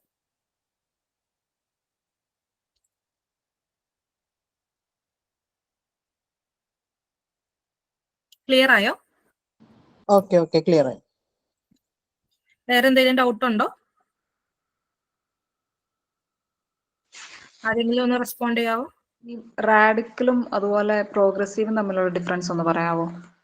ഓക്കെ, റാഡിക്കൽ എന്ന് പറയുമ്പോൾ കുറച്ചുകൂടി എന്താ പറയാ, ഒരു സിസ്റ്റത്തെ അടിമുടി ചേഞ്ച് ചെയ്യുക, അത്ര പോസിബിൾ ആയിട്ടുള്ളൊരു കാര്യമല്ല അത്. ഈ ഒരു മാർക്സിസം അതിന്റെ ഒക്കെ ഒരു ഇൻഫ്ലുവൻസിൽ വരുന്ന ഒരു കാര്യമാണ്. ഒപ്രഷൻ ആണ് എല്ലാത്തിന്റെയും പ്രശ്നം എന്നാണ് റാഡിക്കൽ സോഷ്യൽ വർക്ക് പറയുന്നത്. ആളുകളെ ഒരു വിക്റ്റിമായിട്ട് കാണരുത്, അല്ലെങ്കിൽ എൻവയോൺമെന്റുമായിട്ട് ഒരു അഡ്ജസ്റ്റ്മെന്റ് പ്രോബ്ലം ആണ് അവർക്ക് ഉള്ളത്. അങ്ങനെയല്ല, അവർക്ക് ആ ഒരു സൊസൈറ്റിയിൽ ഇക്വാളിറ്റി ലഭിച്ചിട്ടില്ല. അപ്പൊ അത് കൊണ്ടുവരാനായിട്ട് സിസ്റ്റം അടിമുടി ചേഞ്ച് ചെയ്യുക, അങ്ങനത്തെ ഒരു ആശയമാണ് ഈ ഒരു റാഡിക്കൽ സോഷ്യൽ വർക്ക് അപ്രോച്ച് കൊണ്ട് ഉദ്ദേശിക്കുന്നത്. പ്രോഗ്രസീവ് സോഷ്യൽ വർക്ക് എന്ന് പറയുമ്പോൾ അതിന് കുറച്ചുകൂടെ ഒരു ബെറ്റർ ആയിട്ട് വരുന്ന ഒരു കാര്യമാണ്. അതായത് സമൂഹത്തിൽ ഇൻജസ്റ്റിസ് ഉണ്ട്, ആ ഒരു ഒപ്രസീവ് എലമെന്റിനെ ഓൾട്ടർ ചെയ്യാൻ ശ്രമിക്കണം. ഈ ഒരു ഒപ്രസീവ് എലമെന്റ് മൂലം ബുദ്ധിമുട്ട് അനുഭവിച്ച ആളുകളെ ഹീൽ ചെയ്യുക, അവർക്ക് ഒരു പ്രോപ്പർ ചോയ്സസ് ഉണ്ടാക്കി. അതായത് റാഡിക്കലിസം കുറച്ചുകൂടി ഇമ്പൾസീവ് ആണ്. പ്രോഗ്രസീവ് എന്ന് പറയുമ്പോൾ കുറച്ചും കൂടെ ഒരു കുറച്ചുകൂടി റിഫൈൻഡ് ആണ്, അല്ലെങ്കിൽ കുറച്ചും കൂടെ ഒരു പ്രൊഫഷണൽ എന്നൊക്കെ പറയാവുന്ന രീതിയിൽ കുറച്ചുകൂടെ ഒരു പ്രൊഫഷണലിലേക്ക് വരുന്നത് അങ്ങനെയാണ്. റാഡിക്കൽ എന്ന് പറയുമ്പോൾ ഇത് കംപ്ലീറ്റ്ലി ഒരു സോഷ്യൽ വർക്ക് എന്ന് പറയാൻ പറ്റില്ലല്ലോ. ഒരു റെവല്യൂഷണറി ടൈപ്പ് അല്ലേ, സിസ്റ്റം അടിമുടി ചേഞ്ച് ചെയ്യുക എന്നുള്ള രീതിയിൽ വരുമ്പോൾ അത് കംപ്ലീറ്റ്ലി ഒരു സോഷ്യൽ വർക്ക് അപ്രോച്ച് എന്ന് പറയാൻ പറ്റില്ല. അതുകൊണ്ട് തന്നെയാണ് ഇപ്പൊ ഇത് പല പ്രശ്നങ്ങളും അത് ഹാൻഡിൽ ചെയ്യാൻ പറ്റാതെ പോയത്. ഓരോരുത്തരുടെയും ഒരു നീഡ് അനുസരിച്ച് നമുക്ക് കംപ്ലീറ്റ്ലി ഒരു സിസ്റ്റം ചേഞ്ച് നടക്കില്ലല്ലോ. അപ്പൊ അതൊക്കെയാണ് റാഡിക്കൽ സോഷ്യൽ വർക്കും ഒരു പ്രോഗ്രസീവ് സോഷ്യൽ വർക്കും തമ്മിലുള്ള ഒരു ഡിഫറൻസ്. അതാണ് ഇവിടെ പറഞ്ഞത്. പ്രോഗ്രസീവ് സോഷ്യൽ വർക്കേഴ്സ് എന്ന് പറയുമ്പോൾ റാഡിക്കൽസും ആക്ടിവിസ്റ്റുകളൊക്കെ ആയിട്ടൊരു സിമിലാരിറ്റി ഉണ്ട്, സംടൈംസ് അതുമായിട്ടൊരു റിലേഷൻ ഉണ്ട്. അതായത് സൊസൈറ്റിയിൽ ഇൻജസ്റ്റിസ് ഉണ്ട്, അതിൽ അവർ അൺഹാപ്പി ആണ്. പക്ഷെ ഇത് ഒപ്രസീവ് എലമെന്റ് ഓൾട്ടർ ചെയ്യാൻ വേണ്ടിയിട്ടാണ് അവർ സ്ട്രൈവ് ചെയ്യുന്നത്, അവർ വർക്ക് ചെയ്യുന്നത്. കംപ്ലീറ്റ്ലി ഒരു ചേഞ്ച് അല്ല ഉദ്ദേശിക്കുന്നത്. ആ ഒരു ഒപ്രസീവ് എലമെന്റിനാണ് അത് കുറച്ചും കൂടെ ഇമ്പോർട്ടൻസ് കൊടുക്കുന്നത്. അതിനെ ഓൾട്ടർ ചെയ്താൽ മതി, സിസ്റ്റത്തെ ഓൾട്ടർ ചെയ്യണം എന്നുള്ളൊരു ആശയം പ്രോഗ്രസീവ് സോഷ്യൽ വർക്കേഴ്സിന് ഇല്ല. ക്ലിയർ ആയോ? ക്ലിയർ ആയി. ഓക്കെ, വേറെ എന്തെങ്കിലും ഡൗട്ട് ഉണ്ടോ?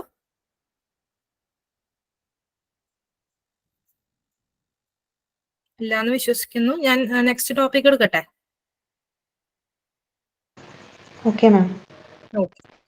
അതെ, ഒരു ഡൗട്ടും കൂടി. നമുക്കിപ്പോ ഈ നമ്മളിപ്പോ എടുത്തില്ലേ ഈ ഒരു social work types, radical feminist, അപ്പൊ ഈ ഒരു ഓർഡറിലാണോ എടുത്തിരിക്കുന്നത്? ഈ റെവല്യൂഷൻ എന്ന് പറയുന്നത് അതിന്റെ ആ ഓർഡർ തന്നെയാണോ എടുത്തിരിക്കുന്നത്? ഏകദേശം അതൊരു ഓർഡറിലാണ്. ഇപ്പൊ നമ്മൾ കറന്റ്ലി നമ്മൾ എല്ലാം അത് ഒരു മിക്സ് വരും. അതായത് ചാരിറ്റി അല്ല ഉദ്ദേശിക്കുന്നത്, ഒരു വെൽഫെയർ അല്ലെങ്കിൽ ക്ലിനിക്കല്, ഇക്കോളജിക്കല്, ഇതൊക്കെ പല മോഡൽസിലായിട്ട് നമ്മൾ ഉപയോഗിക്കുന്നുണ്ട് കറന്റ്ലി. ഏകദേശം ഈ ഒരു ഓർഡറിലാണ് കാര്യങ്ങൾ പോകുന്നത്. നമ്മൾ പറഞ്ഞില്ലേ, ഇപ്പൊ ആദ്യം ചാരിറ്റി ലെവലിലാണ് സോഷ്യൽ വർക്ക് ഉണ്ടായത്, അവിടെ നിന്ന് പിന്നെ അത് വെൽഫെയറിലേക്ക് മാറി, പിന്നെ അത് ഒരു ഡെവലപ്മെന്റ് എന്നുള്ള ആശയത്തേക്കാണ് അത് വരിക, പിന്നെ അത് എംപവറിംഗ് ആയി. അപ്പോൾ നമുക്ക് പണ്ട് ഉണ്ടായിരുന്ന നീഡല്ല ഒരു സോഷ്യൽ വർക്കറിന് പണ്ട് അഡ്രസ് ചെയ്യേണ്ട ഒരു നീഡല്ല ഇപ്പോൾ. പണ്ട് ബേസിക് നീഡ്സ് നമ്മൾ അഡ്രസ് ചെയ്യാന്നുള്ളതല്ലേ, ഇപ്പൊ പോവേർട്ടി അല്ലെങ്കിൽ അൺഎംപ്ലോയ്മെന്റ് അങ്ങനെയുള്ള കാര്യങ്ങൾ. പിന്നെ പിന്നെ അത് വെൽഫെയറിലേക്ക് മാറി. അപ്പൊ ചെറിയ ചെറിയ ചേഞ്ചസ് വരുന്നത് ഏകദേശം ഒരു ഓർഡർ തന്നെയാണ്. ചാരിറ്റി കഴിഞ്ഞപ്പോഴാണ് അത് വെൽഫെയറിലേക്ക് വരുന്നത്. വെൽഫെയർ കഴിഞ്ഞിട്ടാണ് അതൊരു ക്ലിനിക്കൽ അപ്രോച്ചിലോട്ട് വരുന്നത്. അത് ക്ലിനിക്കൽ എക്കോളജിക്കലൊക്കെ ഏകദേശം സൈമിൾട്ടേനിയസ്ലി വരുന്ന കാര്യങ്ങളാണ്. ഇപ്പൊ കറന്റ്ലി നമ്മൾ ഈ ക്ലിനിക്കലും എക്കോളജിക്കലും ഒക്കെ പല മോഡൽസിലും യൂസ് ചെയ്യുന്നുണ്ട്. റാഡിക്കൽ സോഷ്യൽ വർക്ക് അത്രയ്ക്ക് ഇല്ല, എന്നാലും പല കോണ്ടെക്സ്റ്റിലും ഇതിന്റെ എല്ലാം ഒരു മിക്സ് വരുന്നുണ്ട്. പർട്ടിക്കുലർലി ഇത് റാഡിക്കൽ അല്ലെങ്കിൽ പ്രോഗ്രസീവ് മാത്രം അങ്ങനെയായിരിക്കില്ല, പക്ഷെ ഇതിന്റെ എല്ലാം ഒരു എലമെന്റ്സ് വരും.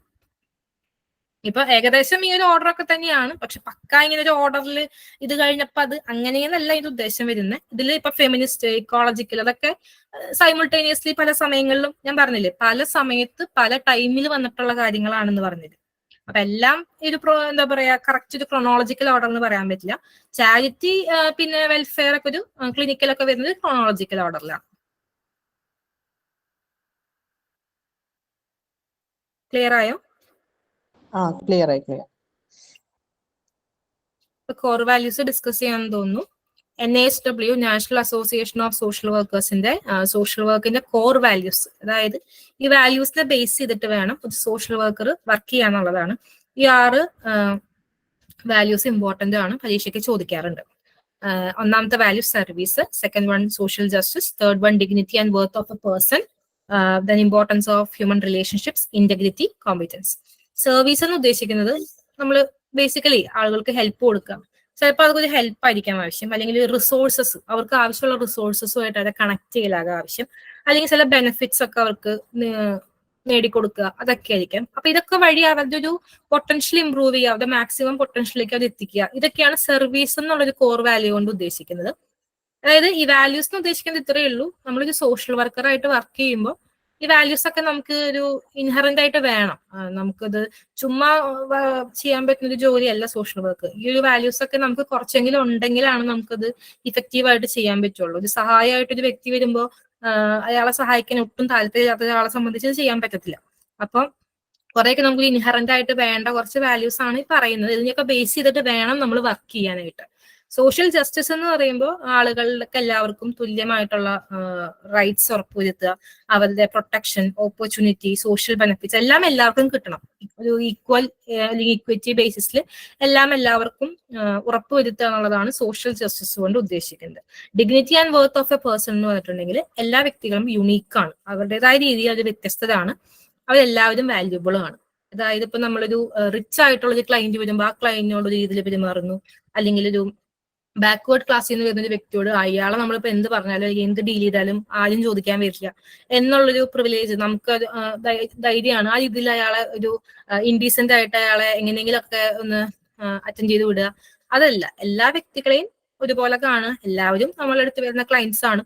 അപ്പൊ അവരെ ഈക്വലി അവരെ ഡീൽ ചെയ്യാന്നുള്ളതാണ് ഒരു dignity and worth of A person കൊണ്ട് ഉദ്ദേശിക്കുന്നത്.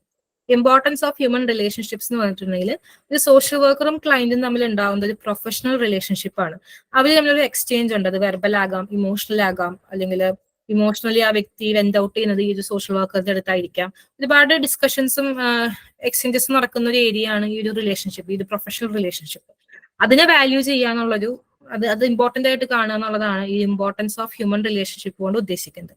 പിന്നെ ഇന്റഗ്രിറ്റി, നമ്മൾ പറയും നമുക്കൊരു ഇന്റഗ്രിറ്റി വേണം, അതായത് നമുക്കൊരു വിശ്വാസ്യത വേണം എന്നുള്ളതാണ്. ഒരു ക്ലയന്റ് നമ്മളുടെ അടുത്ത് വരുമ്പോൾ ആ ഒരു വ്യക്തിക്ക് നമ്മളുടെ വിശ്വാസ്യത ഉണ്ടാവണം. ഈ ഒരു വ്യക്തി എന്നെ കേൾക്കും, അല്ലെങ്കിൽ ഈ വ്യക്തി ഞാൻ പറയുന്നത് മനസ്സിലാക്കാനായിട്ട് ശ്രമിക്കും, അല്ലെങ്കിൽ എന്റെ പ്രശ്നത്തെ അനലൈസ് ചെയ്യാനും എന്നെ ഹെൽപ്പ് ചെയ്യും എന്നുള്ളൊരു ട്രസ്റ്റ് നമ്മൾ ആ ഒരു വ്യക്തിയിൽ ബിൽഡ് ചെയ്യാൻ പറ്റണം നമ്മളുടെ ഒരു അപ്രോച്ച് കൊണ്ട്. അതാണ് ഇന്റഗ്രിറ്റി കൊണ്ട് ഉദ്ദേശിക്കുന്നത്. കോമ്പറ്റൻസ് എന്ന് പറഞ്ഞിട്ടുണ്ടെങ്കിൽ നമ്മൾക്ക് ഉള്ള സ്കില്ലുകൾ അല്ലെങ്കിൽ നമുക്കുള്ള കഴിവുകൾ വെച്ചിട്ട് മാത്രം വർക്ക് ചെയ്യുക, അല്ലെങ്കിൽ അതിന് ആ ലിമിറ്റിനുള്ള മാത്രം വർക്ക് ചെയ്യുക എന്നുള്ളതാണ് കോമ്പറ്റൻസ് കൊണ്ട് ഉദ്ദേശിക്കുന്നത്. ഫോർ എക്സാമ്പിൾ, ഇപ്പം നമ്മുടെ അടുത്തൊരു എൽഡർലി ആയിട്ടുള്ളൊരു പേഴ്സൺ വരികയാണ്. ആ വ്യക്തി കുറച്ച് പ്രശ്നങ്ങളൊക്കെ പറഞ്ഞു, അതില് ഒരു പെർട്ടിക്കുലർ ഒരു ഇഷ്യൂ പറയുന്നു, അതൊഴിച്ച് ബാക്കിയെല്ലാം നമുക്ക് സോൾവ് ചെയ്യാൻ പറ്റുന്നുണ്ട്. ഓക്കെ, അപ്പൊ നമുക്ക് അതിനുള്ള സ്കില്ലും നോളേജും ട്രെയിനിങ്ങും എല്ലാം നമുക്കുണ്ട്, എക്സ്പീരിയൻസ് ഒക്കെ നമുക്കുണ്ട്, അത് നമ്മൾ സോൾവ് ചെയ്തു. പിന്നെ ഈ പറഞ്ഞൊരു പെർട്ടിക്കുലർ ഒരു കേസിന് കുറച്ചുകൂടെ സ്പെഷ്യലൈസ്ഡ് ആയിട്ടുള്ള ഒരു സോഷ്യൽ വർക്കർക്കാണ് അതിനുള്ളൊരു എക്സ്പീരിയൻസ് ഉള്ളൂ, അല്ലെങ്കിൽ കുറച്ചും കൂടെ ഒരു സ്പെഷ്യലൈസ്ഡ് ആയിട്ടുള്ള ഒരു ആൾക്കാണ് അതിന് കഴിയുള്ളൂ എന്ന് നമ്മൾ റിയലൈസ് ചെയ്ത് കഴിഞ്ഞാൽ ആ വ്യക്തിയെ, ആ ഒരു ക്ലയന്റിനെ ആ ഒരു പ്രൊഫഷണലിന് നമ്മൾ റെഫർ ചെയ്ത് കൊടുക്കുകയാണ് ചെയ്യുക. അല്ലാതെ ഞാൻ സോഷ്യൽ വർക്കർ ആയതുകൊണ്ട് ഇതൊക്കെ ഞാൻ എങ്ങനെയൊക്കെ ചെയ്തോളാം എന്നുള്ള രീതിയല്ല. നമുക്കില്ലാത്ത ഒരു സ്കില്ല് അല്ലെങ്കിൽ നമുക്കില്ലാത്തൊരു എബിലിറ്റി, അത് ആവശ്യം വരുന്ന ഒരു ജോലി നമ്മൾ ചെയ്യരുത് എന്നുള്ളതാണ്. നമ്മളുടെ കോമ്പറ്റൻസ് എന്താണെന്നുള്ളതിനെ കുറിച്ച് നമുക്കൊരു അവയർനെസ് വേണം. ഇപ്പൊ നമ്മൾ കേസ് വർക്കിലാണ് വളരെയധികം എക്സ്പീരിയൻസും ഇപ്പൊ നമ്മൾ ഇന്റേൺഷിപ്പിന് പോയ സമയത്തും അല്ലെങ്കിൽ നമ്മൾ വർക്ക് ചെയ്യുന്ന ഒരു കേസ് വർക്ക് ബാക്ക്ഗ്രൗണ്ടിലാണ് നമ്മളുടെ ക്ലയന്റിന് ഗ്രൂപ്പ് വർക്ക് എക്സ്പീരിയൻസിന്റെ ഒരു ആവശ്യം കൂടി ഉണ്ട്, അല്ലെങ്കിൽ ആ ഒരു സർവീസും കൂടെ ആവശ്യമുണ്ട്. ഗ്രൂപ്പ് വർക്കിനെ കുറിച്ച് നമുക്ക് ബേസിക് നോളജേ ഉള്ളൂ, പക്ഷെ അത് പ്രാക്ടിക്കലി ചെയ്യാനുള്ള സ്കിൽ നമുക്ക് കുറവാണെങ്കിൽ നമ്മൾ ചെയ്യാൻ പാടില്ല. അതാണ് ഈ കോമ്പീറ്റൻസ് കൊണ്ട് ഉദ്ദേശിക്കുന്നത്. നമ്മളുടെ കോമ്പീറ്റൻസിനുള്ളിൽ നിന്ന് വേണം നമ്മൾ വർക്ക് ചെയ്യാനായിട്ട്. അതാണ് കോമ്പീറ്റൻസ് കൊണ്ട് ഉദ്ദേശിക്കുന്നത്. അപ്പൊ ഇതാണ് സോഷ്യൽ വർക്കിന്റെ കോർ വാല്യൂസ് എന്ന് പറയുന്നത്. സർവീസ്, നമ്മൾ ആളുകളെ ഹെൽപ്പ് ചെയ്യുന്നത് പല വഴിക്ക്, പിന്നെ സോഷ്യൽ ജസ്റ്റിസ്, എല്ലാവർക്കും ഇക്വാളിറ്റി, എല്ലാ കാര്യങ്ങളും ഉറപ്പുവരുത്തുക. Dignity and worth of A person, എല്ലാ വ്യക്തികളെയും യുണീക്ക് ആണ്, അവർ വർത്ത് വൈൽ ആണ്, അത് ഇതിലൊക്കെ കൺസിഡർ ചെയ്യുക. ഇമ്പോർട്ടൻസ് ഓഫ് ഹ്യൂമൻ റിലേഷൻഷിപ്സ് എന്ന് പറയുന്നത് സോഷ്യൽ വർക്കറും ക്ലയന്റും തമ്മിലുള്ളൊരു ആ ഒരു പ്രൊഫഷണൽ എക്സ്ചേഞ്ച് ഉണ്ട്, അതിനെ വാല്യൂ ചെയ്യുക. ഇന്റഗ്രിറ്റി എന്ന് പറഞ്ഞാൽ ക്ലയന്റും ആ ഒരു സോഷ്യൽ വർക്കറും തമ്മിലുള്ള ഒരു ട്രസ്റ്റ് വർത്തിനെസ്, ഒരു വിശ്വാസ്യതയാണ്. കോമ്പറ്റൻസ് എന്ന് പറയുമ്പോൾ നമ്മളുടെ സ്കില്ലിനും എബിലിറ്റിക്കും ഉള്ളിൽ നിന്നുകൊണ്ടുള്ള വർക്ക് മാത്രം നമ്മൾ ചെയ്യുക, ഏറ്റെടുക്കുക, ബാക്കി നമ്മൾ റെഫർ ചെയ്യുകയാണ് ചെയ്യുക. അപ്പൊ ഇതാണ് സോഷ്യൽ വർക്കിന്റെ കോർ വാല്യൂസ്. എന്തെങ്കിലും ഡൗട്ട് ഉണ്ടോ?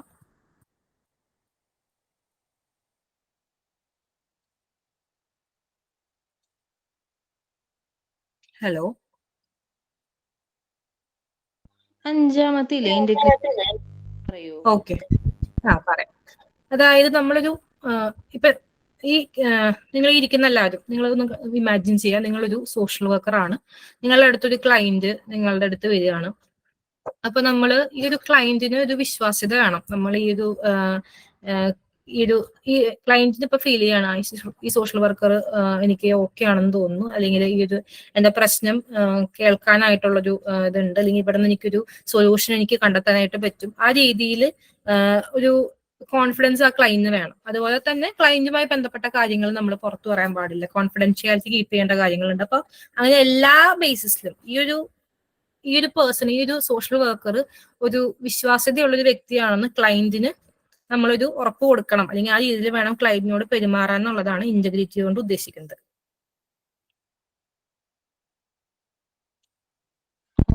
മനസ്സിലായി. ഓക്കെ, വേറെ ഡൗട്ട്സ് എന്തെങ്കിലും ഉണ്ടോ?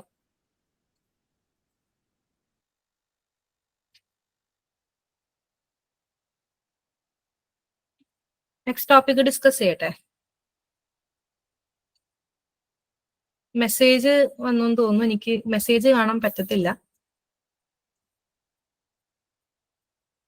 ചോദിക്കാവോ?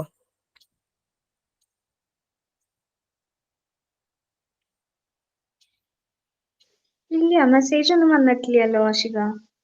ഓക്കെ, അപ്പൊ എനിക്ക് തെറ്റിയതോ? Okay, sorry.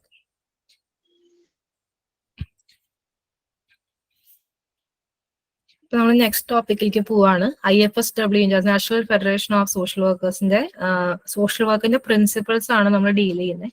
നിങ്ങൾ ഈ പ്രിൻസിപ്പിൾസ് ഒക്കെ ആ പോയിന്റ് എന്താണെന്ന് നോട്ട് ചെയ്യുക, അത് എന്താണെന്ന് മനസ്സിലാക്കുക. അത് നമുക്കൊരു ബൈ ഹാർട്ടിങ് ഒരു ആവശ്യം അവിടെ വരുന്നില്ല.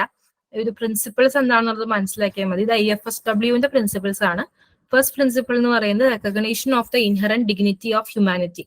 നമ്മൾ നേരത്തെ പറഞ്ഞൊരു കാര്യമൊക്കെ തന്നെയാണ്. അതായത് സോഷ്യൽ വർക്കേഴ്സ് ഓരോ ഹ്യൂമൻ ബീയിങ്സിന്റെയും ആറ്റിറ്റ്യൂഡ്, വേർഡ്, അല്ലെങ്കിൽ അവരുടെ പ്രവൃത്തി, ഇതിന്റെ എല്ലാം ഒരു ഇൻഹറന്റ് ഡിഗ്നിറ്റി, അതെല്ലാം ഒരു ഡിഗ്നിറ്റിയോട് കൂടി അതിനെ റെസ്പെക്ട് ചെയ്യണം, റെക്കഗ്നൈസ് ചെയ്യണം, അതൊക്കെയാണ് ഉദ്ദേശിക്കുന്നത്. നമ്മൾ എല്ലാ വ്യക്തികളെയും ബഹുമാനിക്കും. ഈ ഒരു പ്രൊഫഷണൽ റിലേഷൻഷിപ്പിൽ നമ്മൾ അപ്രോച്ച് ചെയ്യുന്ന ക്ലയൻസിനെയൊക്കെ നമ്മൾ ബഹുമാനിക്കുന്നുണ്ട്. നമ്മൾ അവര് ഒരു തെറ്റായ ഒരു കാര്യമാണ് നമ്മളോട് സംസാരിക്കുന്നത് അല്ലെങ്കിൽ കമ്മ്യൂണിക്കേറ്റ് ചെയ്യുന്നത് വിചാരിക്കുക. അവരെ ഡീവാല്യൂ ചെയ്യുക, അല്ലെങ്കിൽ മറ്റൊരാളെ ഡീവാല്യൂ ചെയ്യുക, അല്ലെങ്കിൽ സ്റ്റിഗ്മാറ്റൈസ് ചെയ്യുന്ന ഒരു വ്യക്തിയെ നമ്മൾ അയാളുടെ ബിലീഫ് ആൻഡ് ആക്ഷൻസിനെയാണ് നമ്മൾ കറക്റ്റ് ചെയ്യാനായിട്ട് ശ്രമിക്കുന്നത്. ആ വ്യക്തിയെ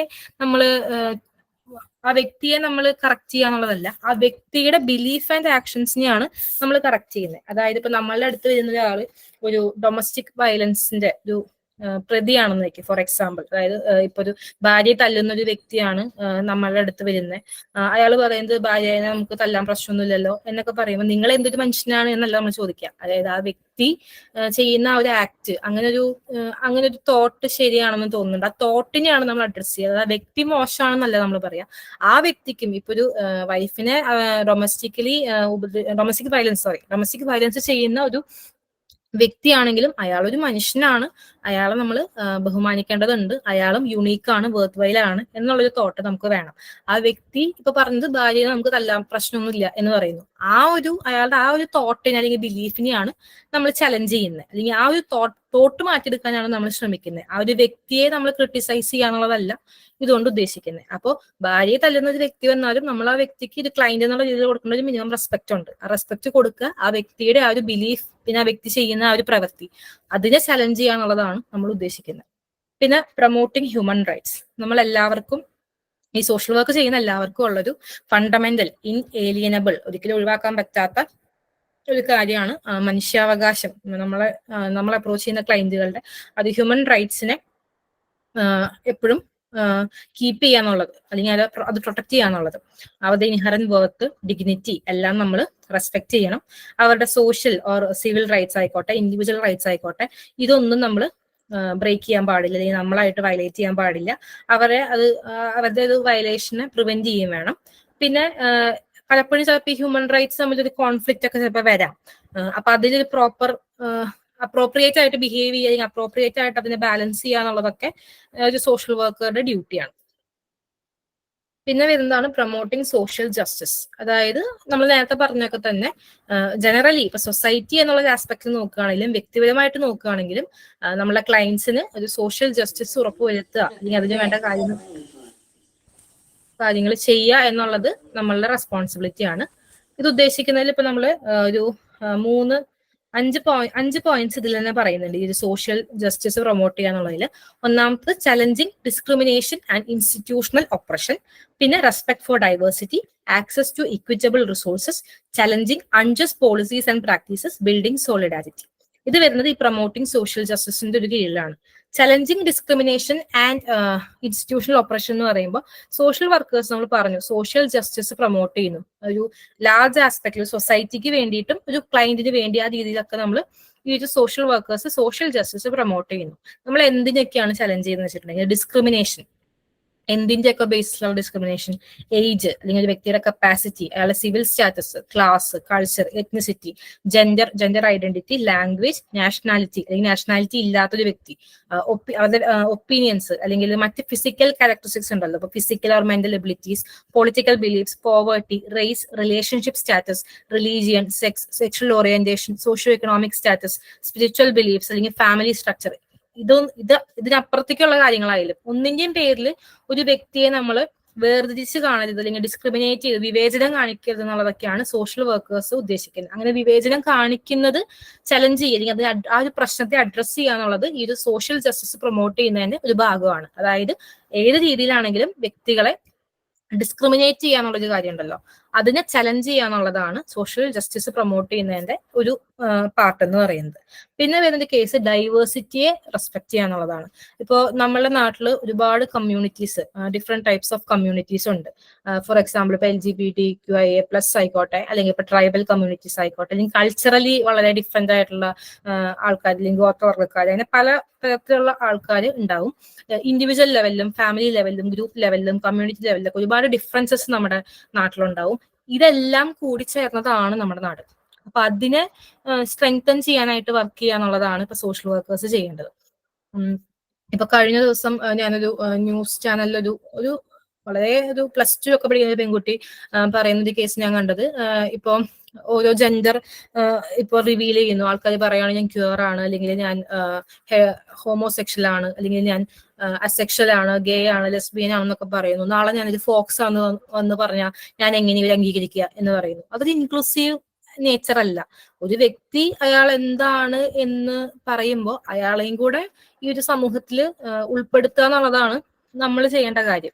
ഉൾപ്പെടുത്തുക എന്നല്ല, അതായത് അയാളും കൂടെ ഈ സമൂഹത്തിന്റെ ഭാഗമാണെന്ന് തിരിച്ചറിയുക എന്നുള്ളതാണ്. ഇൻക്ലൂസീവ് എന്ന് ഉദ്ദേശിക്കുന്നത് അതാണ്. അതായത് എല്ലാവരെയും ഈ ഒരു സമൂഹത്തിന്റെ ഭാഗമായിട്ട് കാണുന്നതാണ് ഇൻക്ലൂസീവ് കമ്മ്യൂണിറ്റി കൊണ്ട് ഉദ്ദേശിക്കുന്നത്. അപ്പോൾ ഇതൊക്കെ സമൂഹത്തിലുള്ള വൈവിധ്യങ്ങളാണ് ഈ പല കമ്മ്യൂണിറ്റീസ്. ഇവരുടെ ഈ ഒരു ഡൈവേഴ്സിറ്റിയെ നമ്മളുടെ ഒരു പലതിൽ നിന്നും ഡിഫറെന്റ് ആയിരിക്കും കാര്യങ്ങൾ. അപ്പോൾ റെസ്പെക്ട് ചെയ്യുക എന്നുള്ളതാണ് ഈ ഒരു സോഷ്യൽ ജസ്റ്റിസ് പ്രൊമോട്ട് ചെയ്യാന്നുള്ളതുള്ള വേറൊരു കാര്യം. പിന്നെ എക്വിറ്റബിൾ റിസോഴ്സസിന് ആക്സസ് പ്രൊവൈഡ് ചെയ്യുക. നമ്മൾ നേരത്തെ പറഞ്ഞു ഡിസേബിൾഡ് ആയിട്ടുള്ള ഒരാൾക്ക് ഒരു കോളേജിൽ അഡ്മിഷൻ കൊടുത്തുകൊണ്ട് മാത്രം കാര്യമില്ല, അവിടെ ആ ഒരു പഠനം കംപ്ലീറ്റ് ചെയ്യാൻ വേണ്ടിയിട്ട് മറ്റു പല റിസോഴ്സസും കൊടുക്കേണ്ടി വരും. എങ്കിൽ മാത്രമാണ് നമുക്ക് ആ ഒരു വ്യക്തിക്ക് അവിടെ ഒരു ഇക്വാളിറ്റി ഓർ ഇക്വിറ്റി അവിടെ കിട്ടുന്നത് അപ്പൊ മാത്രമാണ്. അല്ലാതെ എല്ലാവർക്കും കൊടുക്കുന്ന പോലെ ഒരു അവസരം കൊടുത്തുകൊണ്ട് ആ വ്യക്തിക്ക് അവിടെ പഠിക്കാൻ പറ്റില്ല. അപ്പൊ ഇക്വിറ്റബിൾ റിസോഴ്സസ് എന്നുള്ളൊരു ആക്സസ് സോഷ്യൽ വർക്കേഴ്സ് അതിന് വേണ്ടി അവർക്ക് വേണ്ടി സംസാരിക്കാൻ, അല്ലെങ്കിൽ അവർക്ക് വേണ്ടി വാദിക്കാൻ, അല്ലെങ്കിൽ അവർക്ക് വേണ്ടി വർക്ക് ചെയ്യാനായിട്ടൊക്കെ നമുക്ക് പറ്റണം ഈ ഒരു സോഷ്യൽ ജസ്റ്റിസ് പ്രൊമോട്ട് ചെയ്യാനുള്ള ഇതില്. പിന്നെ challenging unjust policies and practices, അതായത് ഇപ്പൊ നമ്മളെ നിലവിൽ നീതിപരമായിട്ടുള്ള നീതിയല്ല, അല്ലെങ്കിൽ നിലവിൽ ഇത് വളരെ ഒരു മോശം പ്രവണതയാണ്, എല്ലാവർക്കും തുല്യനീതി ഉറപ്പാക്കുന്ന ഒരു രീതിയിലല്ല കാര്യങ്ങൾ പോകുന്നത്. അങ്ങനെയുള്ള കാര്യങ്ങളെ ചലഞ്ച് ചെയ്യുക, അഡ്രസ് ചെയ്യുക എന്നുള്ളതൊക്കെയാണ്. ഇപ്പോ അതെങ്ങനെയാ വെച്ചിട്ടുണ്ടെങ്കിൽ ഇപ്പൊ അതൊരു ഓർഗനൈസേഷനിലെ ഒരു മുതലാളിയാവാം, അല്ലെങ്കിൽ ഓരോ പോളിസീസ് ഇറക്കുന്ന ഗവൺമെന്റ് ലെവലിലുള്ള ആൾക്കാരാകാം, പൊളിറ്റീഷ്യൻസ് ആകാം, പബ്ലിക് സിറ്റുവേഷൻസ് ഒക്കെ ആവാം. ഇവിടെയൊക്കെ വെച്ചിട്ടുണ്ടെങ്കിൽ ഈ ഒരു റിസോഴ്സ് അല്ലെങ്കിൽ അവർ ഇറക്കിയിരിക്കുന്ന പോളിസി അത് പോരാ, അല്ലെങ്കിൽ അതിലൊരുപാട് ഒപ്രസീവ് ആയിട്ടുള്ള, അൺഫെയർ ആയിട്ടുള്ള, അല്ലെങ്കിൽ മറ്റുള്ളവർക്ക് ദോഷം വരുന്ന ഒരുപാട് പ്രാക്ടീസസ് ഇവർ ഇറക്കുന്ന ഈ ഒരു പോളിസിയിലോ ഇവർ കൊടുക്കുന്ന റിസോഴ്സസിലോ ഉണ്ടെങ്കിൽ നമ്മൾ അതിനെതിരെ പ്രതികരിക്കുക, അല്ലെങ്കിൽ അത് ആളുകളുടെ അറ്റൻഷനിലേക്ക്, ഇത് ഇറക്കുന്ന ആളുകളുടെ അറ്റൻഷനിലേക്ക് ഇത് കൊണ്ടുവരിക. ഓക്കെ, നിങ്ങൾ ഇത് ചെയ്യുന്ന കാര്യം കൊണ്ട് ഒരുപാട് പ്രശ്നങ്ങൾ ഉണ്ടാവുന്നുണ്ട്, ഈ പോളിസിയിൽ ഇന്ന കുറവുകളുണ്ട്, അല്ലെങ്കിൽ ഈ റിസോഴ്സസ് ഇൻഅഡിക്വേറ്റ് ആണ് എന്നുള്ളതൊക്കെ ഈ പോളിസീസ് കൊണ്ടുവരുന്ന ആളുകളുടെ ശ്രദ്ധയിലേക്ക് കൊണ്ടുവരിക എന്നുള്ളതാണ്. ഇങ്ങനെ കൊണ്ടുവരുന്ന കാരണം കൊണ്ട് സോഷ്യൽ വർക്കേഴ്സിന് ഒരിക്കലും നമുക്ക് പണിഷ് ചെയ്യാനായിട്ട് പറ്റില്ല, അല്ലെങ്കിൽ ഒരു നിയമ നടപടി അവർക്കെതിരെ എടുക്കാനായിട്ട് പറ്റില്ല എന്നാണ് പറയുന്നത്. സോഷ്യൽ വർക്കേഴ്സ് ഈ സിറ്റുവേഷൻസിനെ കുറിച്ച് അവെയർ ആയിരിക്കണം. അവരുടെ സേഫ്റ്റി ചിലപ്പോൾ ത്രെറ്റൻ ചെയ്യപ്പെടാം ഈ ഒരു സിറ്റുവേഷനിൽ. അവരുടെ സെക്യൂരിറ്റി അവർ നോക്കണം. ജുഡീഷ്യസ് ചോയ്സസ് എടുക്കുക എന്നുള്ളതാണ്. അവരുടെ ലൈഫ് മൊത്തത്തിൽ റിസ്ക് ചെയ്തുകൊണ്ട് ഇത് അവർ ചെയ്തോളണം എന്ന് അവരെ കമ്പല് ചെയ്യുന്നില്ല. അപ്പോൾ നമ്മളുടെ ഒരു ചോയ്സ് ആണ് ഇത് പ്രതികരിക്കണോ, ഇത് പ്രതികരിച്ചിട്ട് ഇപ്പൊ എന്റെ ലൈഫ് റിസ്കിലാവോ, ഞാനിപ്പോ എന്ത് ചെയ്യണം, ഇത് പ്രതികരിക്കണോ വേണ്ടയോ, അതൊക്കെ സോഷ്യൽ വർക്കേഴ്സിന്റെയും കൂടെ ഒരു ഡിസ്ക്രിപ്ഷൻ ആണ്. ആരും അവിടെ കമ്പല് ചെയ്യുന്നില്ല സോഷ്യൽ വർക്കേഴ്സിന് ഇത് ചെയ്യാൻ വേണ്ടിയിട്ട്. പിന്നെ ബിൽഡിംഗ് സോളിഡാരിറ്റി, സോഷ്യൽ വർക്കേഴ്സ് കമ്മ്യൂണിറ്റീസിലൊക്കെ ആക്റ്റീവായിട്ട് വർക്ക് ചെയ്യുന്നവരാണ്, അവരുടെ കൊളീഗ്സ് ഒക്കെ ആയിട്ട് ഒരുമിച്ച് വർക്ക് ചെയ്യുന്നവരാണ്, പ്രൊഫഷന്റെ ഉള്ളിലും പ്രൊഫഷന് പുറത്തും ഒക്കെ. അപ്പൊ ഇത് വഴി ഒരു നെറ്റ്വർക്ക് ബിൽഡ് ചെയ്യുക എന്നുള്ളതാണ്. അതായത് പല റിസോഴ്സസ് ഒക്കെ കണക്ട് ചെയ്യുക, എല്ലാവരും തമ്മിലുള്ള ഒരു സോളിഡാരിറ്റി, ഒരു ഐക്യദാർഢ്യം കൊണ്ടുവരിക. അപ്പൊ അങ്ങനെയൊക്കെ ഒരുപാട് ഒരു വലിയ നെറ്റ്വർക്ക് ബിൽഡ് ചെയ്യാൻ പറ്റിയാലാണ് നമുക്കൊരു വലിയൊരു മാറ്റം കൊണ്ടുവരാനൊക്കെ പറ്റുക. പിന്നെ ഒരു ഇൻക്ലൂസിവിറ്റി, അല്ലെങ്കിൽ സൊസൈറ്റീസിന്റെ ഒരു റെസ്പോൺസിബിലിറ്റി, ഇതൊക്കെ കൂട്ടണമെങ്കിൽ ഒരു സോളിഡാരിറ്റി ബിൽഡ് ചെയ്യാനായിട്ട് പറ്റണം. അപ്പൊ ഈ 5 പോയിന്റ്സ് ആണ് ഈ ഒരു സോഷ്യൽ ജസ്റ്റിസ് പ്രൊമോട്ട് ചെയ്യുന്ന ഒരു പ്രിൻസിപ്പിളിൽ വരുന്നത്. അതായത് ഇൻസ്റ്റിറ്റ്യൂഷണൽ ഓപ്പറേഷനും ഡിസ്ക്രിമിനേഷനും ഒക്കെ ചലഞ്ച് ചെയ്യുക, ഡൈവേഴ്സിറ്റിയെ റെസ്പെക്ട് ചെയ്യുക, ഇക്വിറ്റബിൾ റിസോഴ്സസിനെ ആക്സസ് ചെയ്യുക, അൺജസ്റ്റ് പോളിസീസ് ആൻഡ് പ്രാക്ടീസസിനെ ചലഞ്ച് ചെയ്യുക, സോളിഡാരിറ്റി ബിൽഡ് ചെയ്യുക. ഇതൊക്കെയാണ് പ്രൊമോട്ടിംഗ് സോഷ്യൽ ജസ്റ്റിസ് എന്നുള്ളൊരു പ്രിൻസിപ്പിളിൽ വരുന്നത്. പിന്നെ promote the right to self determination. നമ്മൾ ഒരിക്കലും ഒരു ക്ലയന്റ് നമ്മളുടെ അടുത്ത് വരുന്നു, അപ്പൊ ആ ഒരു വ്യക്തി പറയുന്നു എനിക്ക് ഇങ്ങനെ ഒരു പ്രശ്നമുണ്ട്. അപ്പൊ ഈ ഒരു സോഷ്യൽ വർക്കർ പറയാണ്, ഓക്കെ നിങ്ങളൊരു കാര്യം ചെയ്യും, നിങ്ങൾ ഇങ്ങനെ ചെയ്തോ, അപ്പൊ ശരി, ഇത് ഓക്കെ ആയി, ഇത് ചെയ്താൽ നിങ്ങളുടെ പ്രശ്നം മാറും. അതല്ല ഇവിടെ ചെയ്യുന്നത്. നമ്മൾ ഒരിക്കലും നമ്മളുടെ ഡിസിഷൻ അല്ല ക്ലയന്റിന് മേലെ എടുക്കുന്നത്. ക്ലയന്റ് ഇപ്പൊ വന്ന് പറയാണ്, ഓക്കെ എനിക്കിപ്പോ ഇങ്ങനെ ഒരു ഫിനാൻഷ്യൽ ക്രൈസിസ് ഉണ്ട്, ഞാൻ വളരെയധികം ബുദ്ധിമുട്ടാണ്, ഞാൻ സൂയിസൈഡ് വരെ ചിന്തിച്ചു തുടങ്ങി എന്ന് പറഞ്ഞ് ക്ലയന്റ് വരികയാണെന്ന് വിചാരിക്കുക. അപ്പൊ നമ്മൾ എന്താ ചെയ്യുന്നത് വെച്ചിട്ടുണ്ടെങ്കിൽ ഈ ക്ലയന്റിന്റെ പ്രശ്നം അനലൈസ് ചെയ്യും. ഈ ക്ലയന്റിന് ഈ പ്രശ്നം സോൾവ് ചെയ്യാനായിട്ട് എന്തൊക്കെ വഴികളുണ്ടെന്നൊക്കെ നമ്മളൊന്ന്, ഇതൊക്കെ ക്ലയന്റിന് അറിയാം, പക്ഷെ ക്ലയന്റ് കൺഫ്യൂസ്ഡ് ആണ്.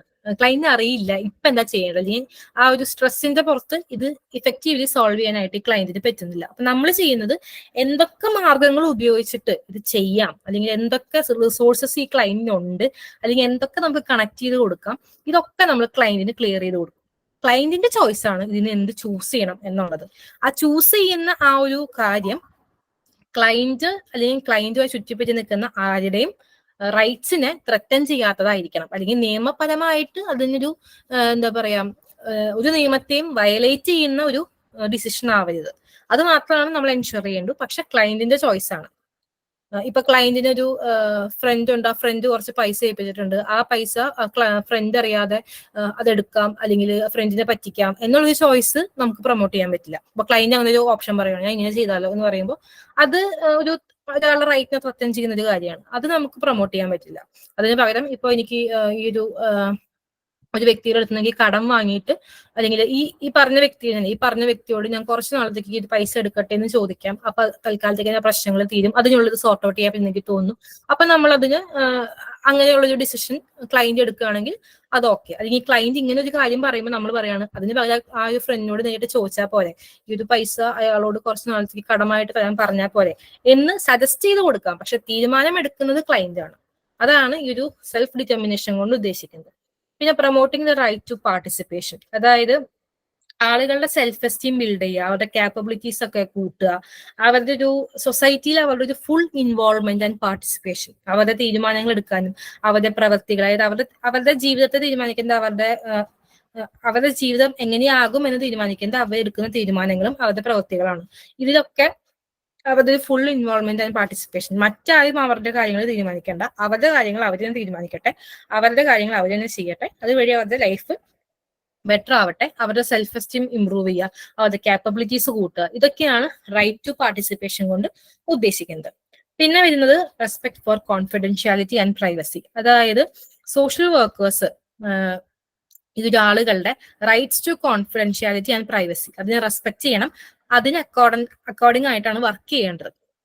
അതായത് ഇപ്പൊ നമ്മളോട് ഒരു ക്ലയന്റ് വന്ന് നമ്മൾ ആ ക്ലയന്റുമായിട്ട് ഒരു പ്രൊഫഷണൽ റിലേഷൻഷിപ്പ് സ്റ്റാർട്ട് ചെയ്യാണ്, അതിൽ ഈ ക്ലയന്റ് നമ്മളോട് പറയുന്ന കാര്യങ്ങളൊന്നും നമ്മൾ വേറെ ഒരാളോട് ഡിസ്ക്ലോസ് ചെയ്യാനായിട്ട് പാടില്ല.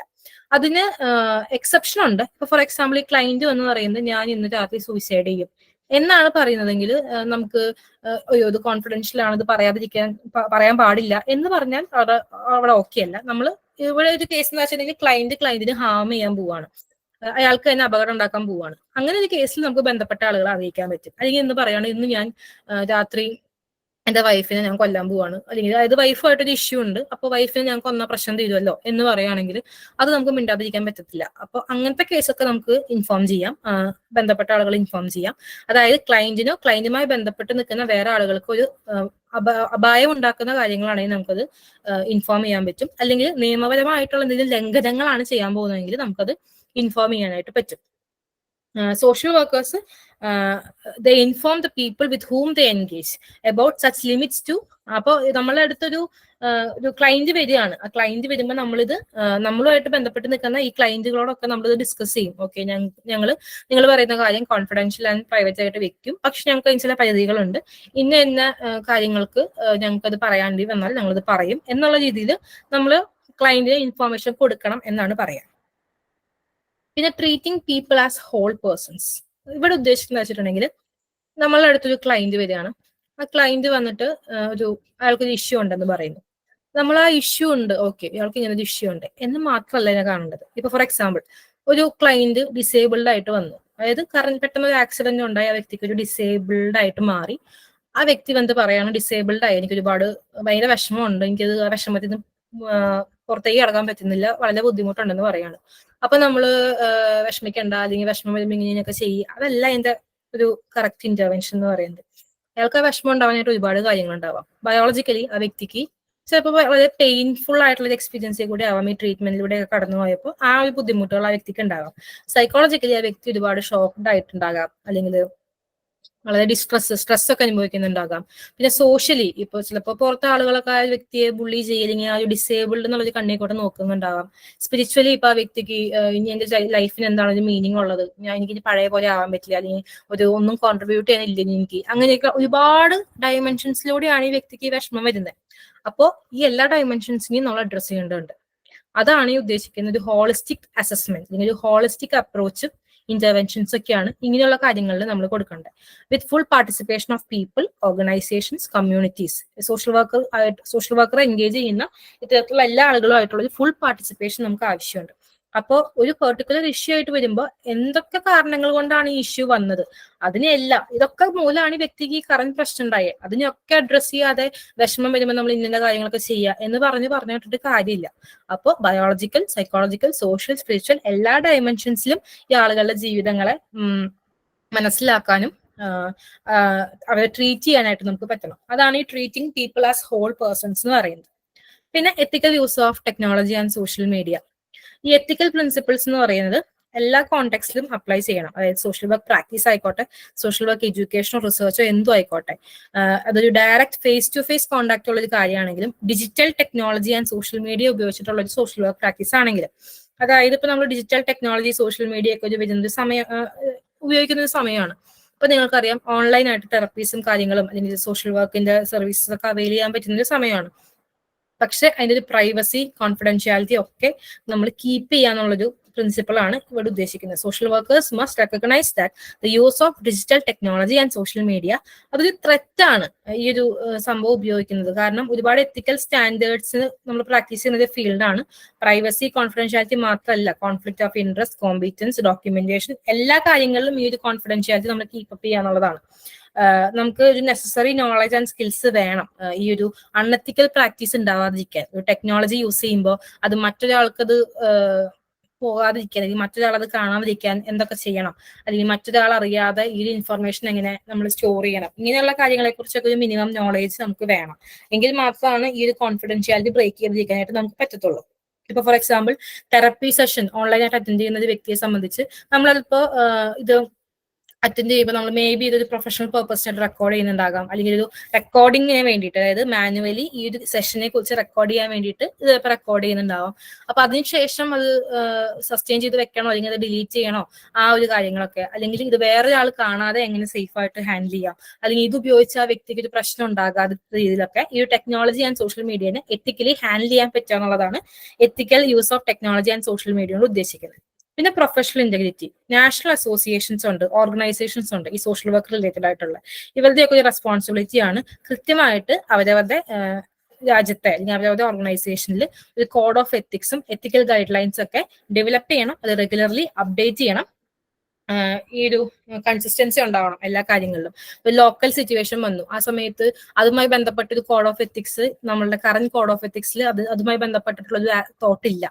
അപ്പോൾ ആ ഒരു സിറ്റുവേഷൻ കഴിയുമ്പോൾ നമുക്ക് അതിന് വേണ്ടിയിട്ട് ഒരു അപ്ഡേഷൻ കൊണ്ടുവരണം. പിന്നെ നാഷണൽ ഓർഗനൈസേഷൻസിന്റെ റെസ്പോൺസിബിലിറ്റിയാണ് കൃത്യമായിട്ട് സോഷ്യൽ വർക്കേഴ്സിനെയും സ്കൂൾസ് ഓഫ് സോഷ്യൽ വർക്കിനെയും ഈ എത്തിക്കൽ പ്രിൻസിപ്പിൾസിനെയും എത്തിക്കൽ ഗൈഡ് ലൈൻസിനെയും എന്താ പറയാ കൃത്യമായിട്ട് ഇൻഫോം ചെയ്യുക. ഓക്കെ, ഇന്നൊരു അപ്ഡേറ്റ് വന്നിട്ടുണ്ട്, അല്ലെങ്കിൽ ഇന്ന കാര്യങ്ങൾ ഫോളോ ചെയ്യണം എന്നുള്ളത്. ഓരോ രാജ്യത്തെയും സോഷ്യൽ വർക്കേഴ്സ് അവരുടെ രാജ്യത്തെ current ethical code or guidelines അനുസരിച്ചിട്ട് വേണം സോഷ്യൽ വർക്ക് പ്രാക്ടീസ് ചെയ്യാന്നുള്ളതാണ് പ്രൊഫഷണൽ ഇന്റഗ്രിറ്റി കൊണ്ട് ഉദ്ദേശിക്കുന്നത്. ഈ സോഷ്യൽ വർക്ക് പ്രാക്ടീസ് ചെയ്യുന്ന ആളുകൾക്ക് റിക്വയർഡ് ക്വാളിഫിക്കേഷൻസ് വേണം. അത് മാത്രമല്ല, അവർ ഈ സ്കിൽസ്, പുതിയ പുതിയ സ്കിൽസ് ഡെവലപ്പ് ചെയ്യും, മെയിൻറ്റെയിൻ ചെയ്യും, അവരുടെ ജോബിന് വേണ്ട കോമ്പീറ്റൻസീസ് ഒക്കെ ഇംപ്രൂവ് ചെയ്യും ഒക്കെ വേണം. ഇത് കണ്ടിന്യൂസ് ആയിട്ടൊരു കരിയർ ഇംപ്രൂവ്മെന്റ് അവർ ചെയ്തുകൊണ്ടിരിക്കണം. Social workers peace and non violence support ചെയ്യുന്ന പ്രൊഫഷണൽസ് ആണ്. സോഷ്യൽ വർക്കേഴ്സ് ചിലപ്പോൾ ഒരു പക്ഷേ ഈ മിലിറ്ററി പേഴ്സണലിന്റെ കൂടെയൊക്കെ നമ്മൾ വർക്ക് ചെയ്യേണ്ടി വരും. മിലിറ്ററി അല്ലെങ്കിൽ വാർ ഫീൽഡിലൊക്കെ നമ്മൾ വർക്ക് ചെയ്യാൻ നിൽക്കും. ഹ്യൂമാനിറ്റേറിയൻ പർപ്പസസിനൊക്കെ ആയിരിക്കും നമ്മൾ വർക്ക് ചെയ്യുന്നുണ്ടാവുക. പിന്നെ പീസ് ബിൽഡിങ് അല്ലെങ്കിൽ റീകൺസ്ട്രക്ഷൻ, സമാധാന ചർച്ചകൾ, അങ്ങനെയുള്ള കാര്യങ്ങൾക്കൊക്കെ നമ്മളിപ്പോൾ വർക്ക് ചെയ്യേണ്ടി വരും. നമ്മൾ ഒരു മിലിറ്ററി അല്ലെങ്കിൽ ഒരു പീസ് കീപ്പിംഗ് കോണ്ടെക്സ്റ്റിൽ വർക്ക് ചെയ്യുമ്പോൾ എപ്പോഴും ഈ വ്യക്തികളുടെ ഡിഗ്നിറ്റി നമ്മൾ സപ്പോർട്ട് ചെയ്യുക എന്നുള്ളതൊക്കെ നമ്മളുടെ ഒരു മെയിൻ ഫോക്കസ് ആയിരിക്കണം.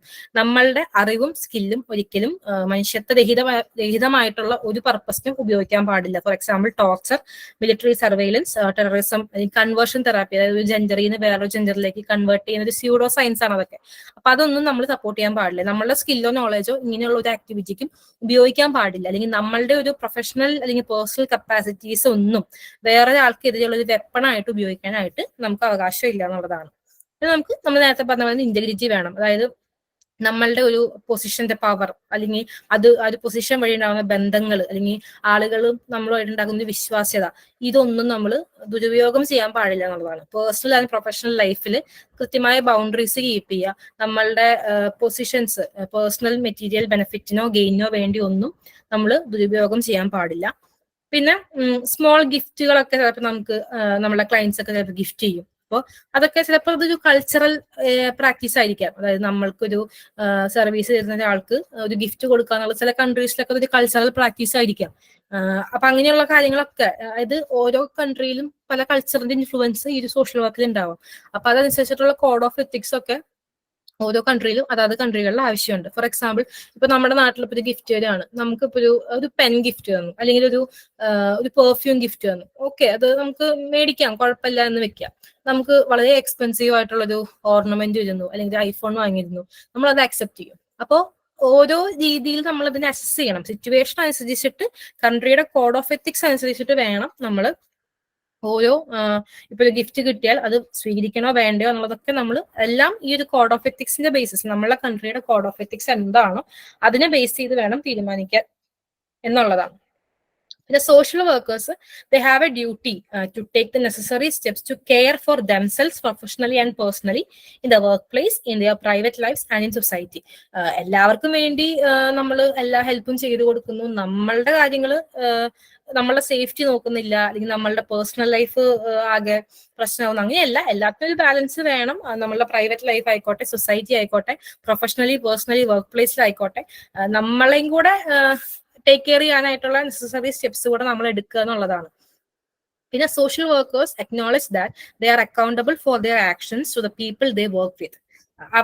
നമ്മൾ എന്ത് ചെയ്യുന്നു, സോഷ്യൽ വർക്കേഴ്സ് എന്ത് ചെയ്യുന്നു, അവരുടെ പ്രവൃത്തിക്ക് അവരാരുമായിട്ട് വർക്ക് ചെയ്യുന്നോ, അവരോട് അവർ ചെയ്യുന്ന ആക്ഷൻസ് എല്ലാത്തിനും നമ്മൾ അക്കൗണ്ടബിൾ ആണ്. അതിപ്പോൾ നമ്മുടെ കൊളീഗ്സ് ആയിക്കോട്ടെ, ക്ലയൻസ് ആയിക്കോട്ടെ, നമ്മൾക്ക് ജോലി ചെയ്യുന്ന നമ്മുടെ എംപ്ലോയേഴ്സ് ആയിക്കോട്ടെ, നമ്മളുമായി ബന്ധപ്പെട്ട് നിൽക്കുന്ന പ്രൊഫഷണൽ അസോസിയേഷൻസ് ആയിക്കോട്ടെ, local, national, international laws, conventions, ഇതിനൊക്കെ നമ്മൾ അക്കൗണ്ടബിൾ ആണ്. ചിലപ്പോൾ ഈ അക്കൗണ്ടബിലിറ്റീസ് കോൺഫ്ലിക്ട് ചെയ്യാം. മേ ബി ഇത് ലോക്കൽ ലോയും ഇന്റർനാഷണൽ ലോയിലും ഒരു കോൺഫ്ലിക്ട് ഉണ്ടാകാം. ലോക്കൽ ലോയിൽ ഇങ്ങനെ പറയുന്നു, അതേ സെയിം കാര്യത്തെക്കുറിച്ച് ഇന്റർനാഷണൽ ലോയിൽ നേരെ ഓപ്പോസിറ്റ് പറയുന്നു. അപ്പൊ കോൺഫ്ലിക്റ്റുകൾ ഉണ്ടാകാം. അത് നമ്മളുമായിട്ട് ഡീൽ ചെയ്യുന്ന ക്ലയന്റുകൾക്ക് മിനിമം ഹാം, അതായത് ഏറ്റവും പ്രശ്നങ്ങൾ ഇല്ലാത്ത രീതിയിൽ നെഗോഷിയേറ്റ് ചെയ്ത് ഒരു ഡിസിഷൻ നമ്മൾ എടുക്കണം. ഡിസിഷൻ എപ്പോഴും നമ്മൾ എടുക്കേണ്ടത് ഒരു സയന്റിഫിക് എവിഡൻസിന്റെ പുറത്തായിരിക്കണം. പ്രാക്ടീസ് വിസ്ഡം, അതായത് നമ്മളിപ്പോ വർക്ക് ചെയ്ത് നമുക്ക് കിട്ടുന്ന ഒരു പ്രാക്ടിക്കൽ നോളജ് ഉണ്ടല്ലോ, അതിനെ ബേസ് ചെയ്തിട്ടായിരിക്കണം. എത്തിക്കൽ, ലീഗൽ, കൾച്ചറൽ കൺസിഡറേഷൻസിന്റെ ഒക്കെ ബേസിസിലായിരിക്കണം. നമ്മളുടെ ഈ ഒരു ഡിസിഷന്റെ റീസണെ കുറിച്ച് നമ്മൾ ട്രാൻസ്പെറന്റ് ആയിരിക്കണം, പ്രിപ്പയർഡ് ആയിരിക്കണം to be transparent about the reasons for our decisions. പിന്നെ സോഷ്യൽ വർക്കേഴ്സും അവരുടെ എംപ്ലോയിങ് ബോഡീസ്, അവരെ എംപ്ലോയ് ചെയ്യുന്ന ഓർഗനൈസേഷൻസും അവരെന്തിനാ വർക്ക് ചെയ്യുന്നത്? To create condition. അവർ വർക്ക് ചെയ്യേണ്ട ഒരു ആസ്പെക്ട് ആണ് പറയുന്നത്. To create conditions in their work place environments and in their countries where principles and those of their national codes അത് കൃത്യമായിട്ട് ഡിസ്കസ് ചെയ്യുന്നു, ഇവാലുവേറ്റ് ചെയ്യുന്നു, അപ്ഹെൽഡ് ചെയ്യുന്നു. സോഷ്യൽ വർക്കേഴ്സും അവരുടെ എംപ്ലോയിങ് ബോഡീസും ഈ എത്തിക്കലി ഇൻഫോംഡ് ഡിസിഷൻസിനെ കുറിച്ചൊക്കെ ഡിബേറ്റ് ചെയ്യണം എന്നൊക്കെയാണ് പറയുന്നത്. ഫോർ എക്സാമ്പിൾ, അത് ഉദ്ദേശം എന്താ വെച്ചിട്ടുണ്ടെങ്കിൽ, അതായത് സോഷ്യൽ വർക്കേഴ്സ് ആയിക്കോട്ടെ, അവരെ എംപ്ലോയ് ചെയ്യുന്ന ഓർഗനൈസേഷൻസ് ആയിക്കോട്ടെ, അവരുടെ വർക്ക് പ്ലേസ് എൻവയോൺമെന്റിൽ എന്തിനുള്ളൊരു അവസരം വേണം, അവരുടെ രാജ്യത്തെയും അവരുടെ വർക്ക് പ്ലേസ് എൻവയോൺമെന്റിലെയും പ്രിൻസിപ്പിൾസും നാഷണൽ കോഡ്സിനെ കുറിച്ചൊക്കെ ഡിസ്കസ് ചെയ്യാനും അത് ഇവാലുവേറ്റ് ചെയ്യാനും അത് ഓൾവേസ് അത് നിലനിർത്തിക്കൊണ്ടു പോകാനും അതൊക്കെ ചെയ്യാനും ഉള്ളൊരു സ്പേസ് അവരുടെ വർക്ക് പ്ലേസിൽ വേണം എന്നുള്ളതാണ്. ഒരു അവസരം ഉണ്ടാകണം. അതുപോലെ തന്നെ ഇപ്പൊ പല ഡിസിഷൻസ് എടുക്കുമ്പോൾ ഈ കോഡ് ഓഫ് എത്തിക്സിനെ ബേസ് ചെയ്തിട്ട് ഡിസിഷൻസ് എടുക്കുമ്പോൾ ഡിബേറ്റ് പോലെ, ഡിബേറ്റ് എന്ന് ഉദ്ദേശിച്ചത് ഒരു അവർക്കത് എല്ലാവർക്കും ഒരു ആശയം പറഞ്ഞ്, അല്ലെങ്കിൽ അവരുടെ ആർഗ്യുമെന്റ് എന്താണ്, അല്ലെങ്കിൽ അവരൊരു അവർക്ക് തോന്നിയ തോട്ട് എന്താണെന്നൊക്കെ പറഞ്ഞ് എല്ലാവരും കളക്റ്റീവായിട്ട് ഒരു ഡിസിഷൻ എടുക്കാനൊക്കെ പറ്റണം എന്നൊക്കെയുള്ളതാണ് ഉദ്ദേശിക്കുന്നത്. സോ ഇതാണ് principles of social workers IFSW ഉദ്ദേശിക്കുന്നത്. നമ്മൾ ആദ്യം പറഞ്ഞത് പ്രിൻസിപ്പിൾസ് ഓഫ് സോഷ്യൽ വർക്കിൽ recognition of the inherent dignity of humanity, വ്യക്തികളെ ബഹുമാനിക്കുക. നമ്മൾ അവരുടെ ഒരു ബിലീഫ് ആൻഡ് ആക്ഷൻസിനെയാണ് ചലഞ്ച് ചെയ്യുന്നത്, അല്ലാതെ അവര് കുറ്റക്കാരാണെന്നുള്ള ഇതിലല്ല നമ്മൾ അവരെ ഡീൽ ചെയ്യുന്നത്. പിന്നെ പ്രൊമോട്ടിങ് ഹ്യൂമൻ റൈറ്റ്സ്, വ്യക്തികളുടെ ഹ്യൂമൻ റൈറ്റ്സിനെ എപ്പോഴും പ്രൊമോട്ട് ചെയ്യുക. പിന്നെ സോഷ്യൽ ജസ്റ്റിസ് പ്രൊമോട്ട് ചെയ്യുന്ന നമ്മൾ പറഞ്ഞു. ഡിസ്ക്രിമിനേഷൻ ആൻഡ് ഇൻസ്റ്റിറ്റ്യൂഷണൽ ഒപ്രഷനെ നമ്മൾ ചലഞ്ച് ചെയ്യുന്നു. പിന്നെ respect for diversity, access to equitable resources, പിന്നെ അൺജസ്റ്റ് പോളിസീസ് ആൻഡ് പ്രാക്ടീസസിനെ ചലഞ്ച് ചെയ്യുക. അതിൽ ഒപ്രസ്ഡ് ആയി പോയ ആളുകൾക്ക് വേണ്ടി അഡ്വക്കസി എന്ന് ഉദ്ദേശിക്കുന്നത് അവർക്ക് വേണ്ടി സംസാരിക്കുക, അവർക്ക് ഓൺ ദെയർ ബിഹാഫ് അവർക്ക് വേണ്ടി അവരെ റെപ്രസെന്റ് ചെയ്ത് സംസാരിക്കുക. പിന്നെ സോളിഡാരിറ്റി ബിൽഡ് ചെയ്യുക എല്ലാവരുമായിട്ട്. പിന്നെ right to self determination, client ആണ് ഡിസൈഡ് ചെയ്യുക ക്ലയന്റിന് എന്ത് വേണം എന്നുള്ളത്. പക്ഷെ ആ ഡിസിഷൻ ഒരിക്കലും വേറൊരാളെ വേറൊരാളുടെ റൈറ്റ്സിനെ ത്രെറ്റൻ ചെയ്യുന്നതോ വേറൊരാളെ ഹാം ചെയ്യുന്നതോ ആവാൻ പാടില്ല. അല്ലെങ്കിൽ ഒരു നിയമപരമായിട്ട് അത് ഇല്ലീഗൽ ആയിട്ടുള്ള ഒരു കാര്യം ആവാൻ പാടില്ല. പിന്നെ promoting the right to participation, എല്ലാ ആസ്പെക്ട്സിൽ നിന്നും ഉള്ളൊരു ഇൻവോൾവ്മെന്റ് ക്ലയൻസിന് പറ്റണം. അവർക്ക് എല്ലാ കാര്യങ്ങളും ഈക്വലി പാർട്ടിസിപ്പേറ്റ് ചെയ്യാൻ പറ്റണം. അവരുടെ ഡിസിഷൻസും അവരുടെ ആക്ഷൻസും വേണം അവരുടെ ലൈഫിനെ എഫക്ട് ചെയ്യാനായിട്ട്, മറ്റൊരാളല്ല അത് ചെയ്യേണ്ടത്. പിന്നെ respect for confidentiality and privacy നമ്മൾ പറഞ്ഞു. അതായത് ക്ലയന്റിന് ഹാം ഉണ്ടാക്കുന്ന, അല്ലെങ്കിൽ ക്ലയന്റ് മറ്റൊരാൾക്ക് ഹാം ഉണ്ടാക്കുന്ന, അല്ലെങ്കിൽ ഇല്ലീഗൽ ആയിട്ടുള്ള കാര്യങ്ങൾ, അങ്ങനെയുള്ള എന്തെങ്കിലും കാര്യമാണെങ്കിൽ കോൺഫിഡൻഷ്യാലിറ്റി ആൻഡ് പ്രൈവസി ബ്രേക്ക് ചെയ്യാം. അല്ലാത്ത പക്ഷം അത് ബ്രേക്ക് ചെയ്യാനായിട്ട് പാടില്ല. നമ്മൾ കോൺഫിഡൻഷ്യാലിറ്റി ആൻഡ് പ്രൈവസി ഇതിൽ അതിന്റെ ലിമിറ്റ്സിനെ കുറിച്ച് നമ്മളുമായിട്ട് ഡീൽ ചെയ്യുന്ന ആളുകളോട് നമ്മൾ ഇൻഫോം ചെയ്യണം. ഇന്ന കാര്യങ്ങളൊന്നും ഞങ്ങൾക്ക് പറയാൻ പറ്റില്ല, ഇന്ന കാര്യങ്ങളൊക്കെ ആണെങ്കിൽ ഞങ്ങൾ ഡിസ്ക്ലോസ് ചെയ്യാൻ ഞങ്ങൾ ബാധ്യസ്ഥരാണ് എന്നുള്ള കാര്യങ്ങളൊക്കെ നമ്മൾ ഡിസ്ക്ലോസ് ചെയ്യും ക്ലയന്റിന്റെ അടുത്ത്. പിന്നെ നമ്മൾ പറഞ്ഞു, ഇഷ്യൂ ആയിട്ട് ഒരു പേഴ്സൺ വരുമ്പോൾ അയാൾക്ക് ആ ഒരു ഇഷ്യൂ ഉണ്ടാവാനായിട്ടുണ്ടായ എല്ലാ ആസ്പെക്ട്സിനെയും അഡ്രസ് ചെയ്തുകൊണ്ട് ഒരു ഹോൾ പെർസ്പെക്റ്റീവ്, അല്ലെങ്കിൽ ഹോളിസ്റ്റിക് അസസ്മെന്റും ഇന്റർവെൻഷനും ആണ് നമ്മൾ ചെയ്യേണ്ടത് എന്ന് പറഞ്ഞു. അതാണ് treating people as whole persons. പിന്നെ ethical use of technology and social media നമ്മൾ പറഞ്ഞു. ക്ലയന്റിന്റെ കോൺഫിഡൻഷ്യാലിറ്റി, ഇൻട്രസ്റ്റിന്റെ കോൺഫ്ലിക്റ്റ്, കോമ്പിറ്റൻസ്, ഡോക്യുമെന്റേഷൻ, എല്ലാത്തിലും ഈ ഒരു പ്രൈവസി ആൻഡ് കോൺഫിഡൻഷ്യാലിറ്റി നമ്മൾ കീപ്പ് ചെയ്യാനായിട്ട് ബാധ്യസ്ഥരാണ്. പിന്നെ പ്രൊഫഷണൽ ഇന്റഗ്രിറ്റി നമ്മൾ പറഞ്ഞു. എത്തിക്കൽ ഗൈഡ് ലൈൻസ് അല്ലെങ്കിൽ കോഡ് ഓഫ് എത്തിക്സ് റെഗുലർലി നമ്മൾ ഡെവലപ്പ് ചെയ്യണം, അപ്ഡേറ്റ് ചെയ്യണം. നമ്മളുടെ ആ ഒരു ഇതിനനുസരിച്ച് വേണം നമ്മൾ പ്രവർത്തിക്കാനായിട്ട് ആസ് എ സോഷ്യൽ വർക്ക്. പിന്നെ നമുക്ക് റിക്വയർഡ് ക്വാളിഫിക്കേഷൻസ് ഉണ്ട്. പിന്നെ കൃത്യമായിട്ട് സ്കിൽസും കോമ്പിറ്റൻസീസ് ഒക്കെ ഇംപ്രൂവ് ചെയ്യുക, ഡെവലപ്പ് ചെയ്യുക, മെയിൻറ്റെയിൻ ചെയ്യുക. പിന്നെ പീസ് ആൻഡ് നോൺ വയലൻസ് ആണ് നമ്മൾ സപ്പോർട്ട് ചെയ്യുന്നത്. നമ്മളൊരു മിലിറ്ററി പേഴ്സണലിനൊപ്പം വർക്ക് ചെയ്യേണ്ടി വന്നാലും അല്ലെങ്കിൽ അത്തരത്തിലുള്ള ഒരു വാർ ഫീൽഡ് എങ്ങനെയുള്ള ഒരു ആസ്പെക്ട് ആയിക്കോട്ടെ, ഒരു വയലന്റ് ആയിട്ടുള്ള അറ്റ്മോസ്ഫിയറിൽ വർക്ക് ചെയ്യുമ്പോഴും നമ്മൾ വർക്ക് ചെയ്യുന്നത് ഒരു ഹ്യൂമാനിറ്റേറിയൻ പർപ്പസ് ആവശ്യമുള്ള അല്ലെങ്കിൽ ആ അത്തരത്തിലുള്ള ആവശ്യങ്ങൾക്കായിരിക്കണം നമ്മൾ വർക്ക് ചെയ്യുന്നത്. ഒരിക്കലും നമ്മളുടെ സ്കിൽ സെറ്റും നോളേജും ഒരു ഇൻഹ്യൂമെയിൻ ആയിട്ടുള്ള ക്രൂവൽ പർപ്പസുകൾക്കൊന്നും ഉപയോഗിക്കാൻ പാടില്ല. അതുപോലെ തന്നെ ഒരിക്കലും വെപ്പൺസ് ഒന്നും നമ്മളുടെ ഒരു പ്രൊഫഷണൽ ഓർ പേഴ്സണൽ ഇതിലൊന്നും നമ്മൾ ഉപയോഗിക്കാനായിട്ട് പാടില്ല. പിന്നെ ഇന്റഗ്രിറ്റി ഉണ്ടാവണം. നമ്മളുടെ പൊസിഷൻ അല്ലെങ്കിൽ ആ ഒരു പൊസിഷന്റെ പവർ, നമ്മൾ ആ ഒരു പൊസിഷനിൽ നിന്ന് ഉണ്ടാക്കുന്ന ബന്ധങ്ങൾ അല്ലെങ്കിൽ അവരുടെ വിശ്വാസ്യതയൊന്നും തകർക്കാനായിട്ട് പാടില്ല. പ്രൊഫഷണൽ പേഴ്സണൽ ലൈഫിന് കൃത്യമായ ബൗണ്ടറീസ് വേണം. പൊസിഷൻസ് പേഴ്സണൽ മെറ്റീരിയൽ ബെനിഫിറ്റിനോ ഗെയിനോ വേണ്ടിയിട്ട് മിസ്യൂസ് ചെയ്യാനായിട്ട് പാടില്ല. ഗിഫ്റ്റുകളൊക്കെ കിട്ടുന്ന അങ്ങനത്തെ ഇത് പല കൾച്ചറിലും ഉണ്ട്. അപ്പൊ അതൊക്കെ കൃത്യമായിട്ട് കൺട്രിയുടെ കോഡ് ഓഫ് എത്തിക്സിൽ നമ്മൾ റെഫർ ചെയ്യണം എന്നാണ് പറയുക. അപ്പൊ അതായത് ഗിഫ്റ്റ് വാങ്ങണോ, എങ്ങനത്തെ ഗിഫ്റ്റ് ഒക്കെ ആണെങ്കിൽ നമുക്ക് അക്സെപ്റ്റ് ചെയ്യാം, അല്ലെങ്കിൽ എത്ര ഒരുപാട് എക്സ്പെൻസീവ് ആയത് വാങ്ങണം, അങ്ങനത്തെ ഗൈഡ് ലൈൻസ് ഒക്കെ അങ്ങനെ ഒരു കൾച്ചറുള്ള കൺട്രീസിന്റെ കോഡ് ഓഫ് എത്തിക്സിൽ വേണം എന്നാണ് പറയുന്നത്. പിന്നെ നമ്മളുടെ നെസസറി ആയിട്ടുള്ള സ്റ്റെപ്സ് ഒക്കെ നമ്മൾ എടുക്കുക, നമ്മളെ ടേക്ക് കെയർ ചെയ്യാനുള്ളത്. പ്രൊഫഷണലി ആയിക്കോട്ടെ, പേഴ്സണലി ആയിക്കോട്ടെ, വർക്ക് പ്ലേസിൽ, പ്രൈവറ്റ് ലൈഫിൽ, സൊസൈറ്റിയിലൊക്കെ നമ്മളെ ടേക്ക് കെയർ ചെയ്യാനായിട്ടുള്ള നെസസറി സ്റ്റെപ്സ് ഒക്കെ നമ്മൾ എടുക്കണം. പിന്നെ നമ്മൾ ഡീൽ ചെയ്യുന്ന ക്ലയന്റ്, കൊളീഗ്സ്, എംപ്ലോയേഴ്സ് അല്ലെങ്കിൽ പ്രൊഫഷണൽ അസോസിയേഷൻസ് ഇതിലെല്ലാം നമ്മൾ ഡീൽ ചെയ്യുന്ന ആൾക്കാരുമായിട്ട് നമ്മളുടെ എന്ത് പ്രവൃത്തിയും നമ്മൾ അക്കൗണ്ടബിൾ ആണ്. ആ ഒരു പ്രവൃത്തിക്ക് local, national, international laws and കൺവെൻഷൻസിനൊക്കെ നമ്മൾ അക്കൗണ്ടബിൾ ആണ്. ചിലപ്പോൾ ഇത് പലതും അങ്ങോട്ടും ഇങ്ങോട്ടും കോൺഫ്ലിക്ട് ചെയ്യാം. അപ്പോൾ മിനിമം ഹാമുള്ള രീതിയിൽ അല്ലെങ്കിൽ വളരെയധികം ഹാം കുറവുള്ള രീതിയിൽ നെഗോഷിയേറ്റ് ചെയ്തൊരു ഡിസിഷൻ നമ്മൾ എടുക്കണം. ഡിസിഷൻ എപ്പോഴും എംപെരിക്കൽ എവിഡൻസിന്റെയും പ്രാക്ടീസ് വിസ്ഡത്തിന്റെയും എത്തിക്കൽ, ലീഗൽ ആൻഡ് കൾച്ചറൽ കൺസിഡറേഷൻസിന്റെയും ബേസിസിലായിരിക്കണം. നമ്മൾ ആ ഡിസിഷൻ എടുക്കാണ്ടായ റീസൺ വളരെ ട്രാൻസ്പെറന്റ് ആയിട്ടുള്ള കാര്യമായിരിക്കണം. അത് കൃത്യമായിട്ട് പറയാനായിട്ട് നമുക്ക് പറ്റണം. ഇതാണ് IFSWന്റെ പ്രിൻസിപ്പിൾസ് ഓഫ് സോഷ്യൽ വർക്ക്. ഇതിൽ എന്തെങ്കിലും ഡൗട്ട് ഉണ്ടോ?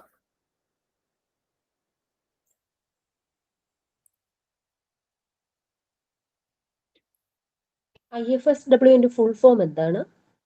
International federation of social workers. നമ്മൾ ഡിസ്കസ് ചെയ്യും, നമുക്കത് പഠിക്കാനുണ്ട് ഈ മോഡ്യൂളിൽ, നമ്മൾ ഡിസ്കസ് ചെയ്യും.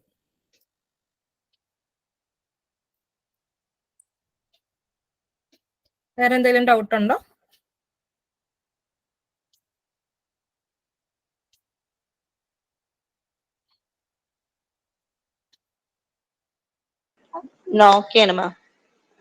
ഓക്കെ, നമുക്ക് എന്നാൽ അടുത്ത ടോപ്പിക്കിലേക്ക് പോവാം.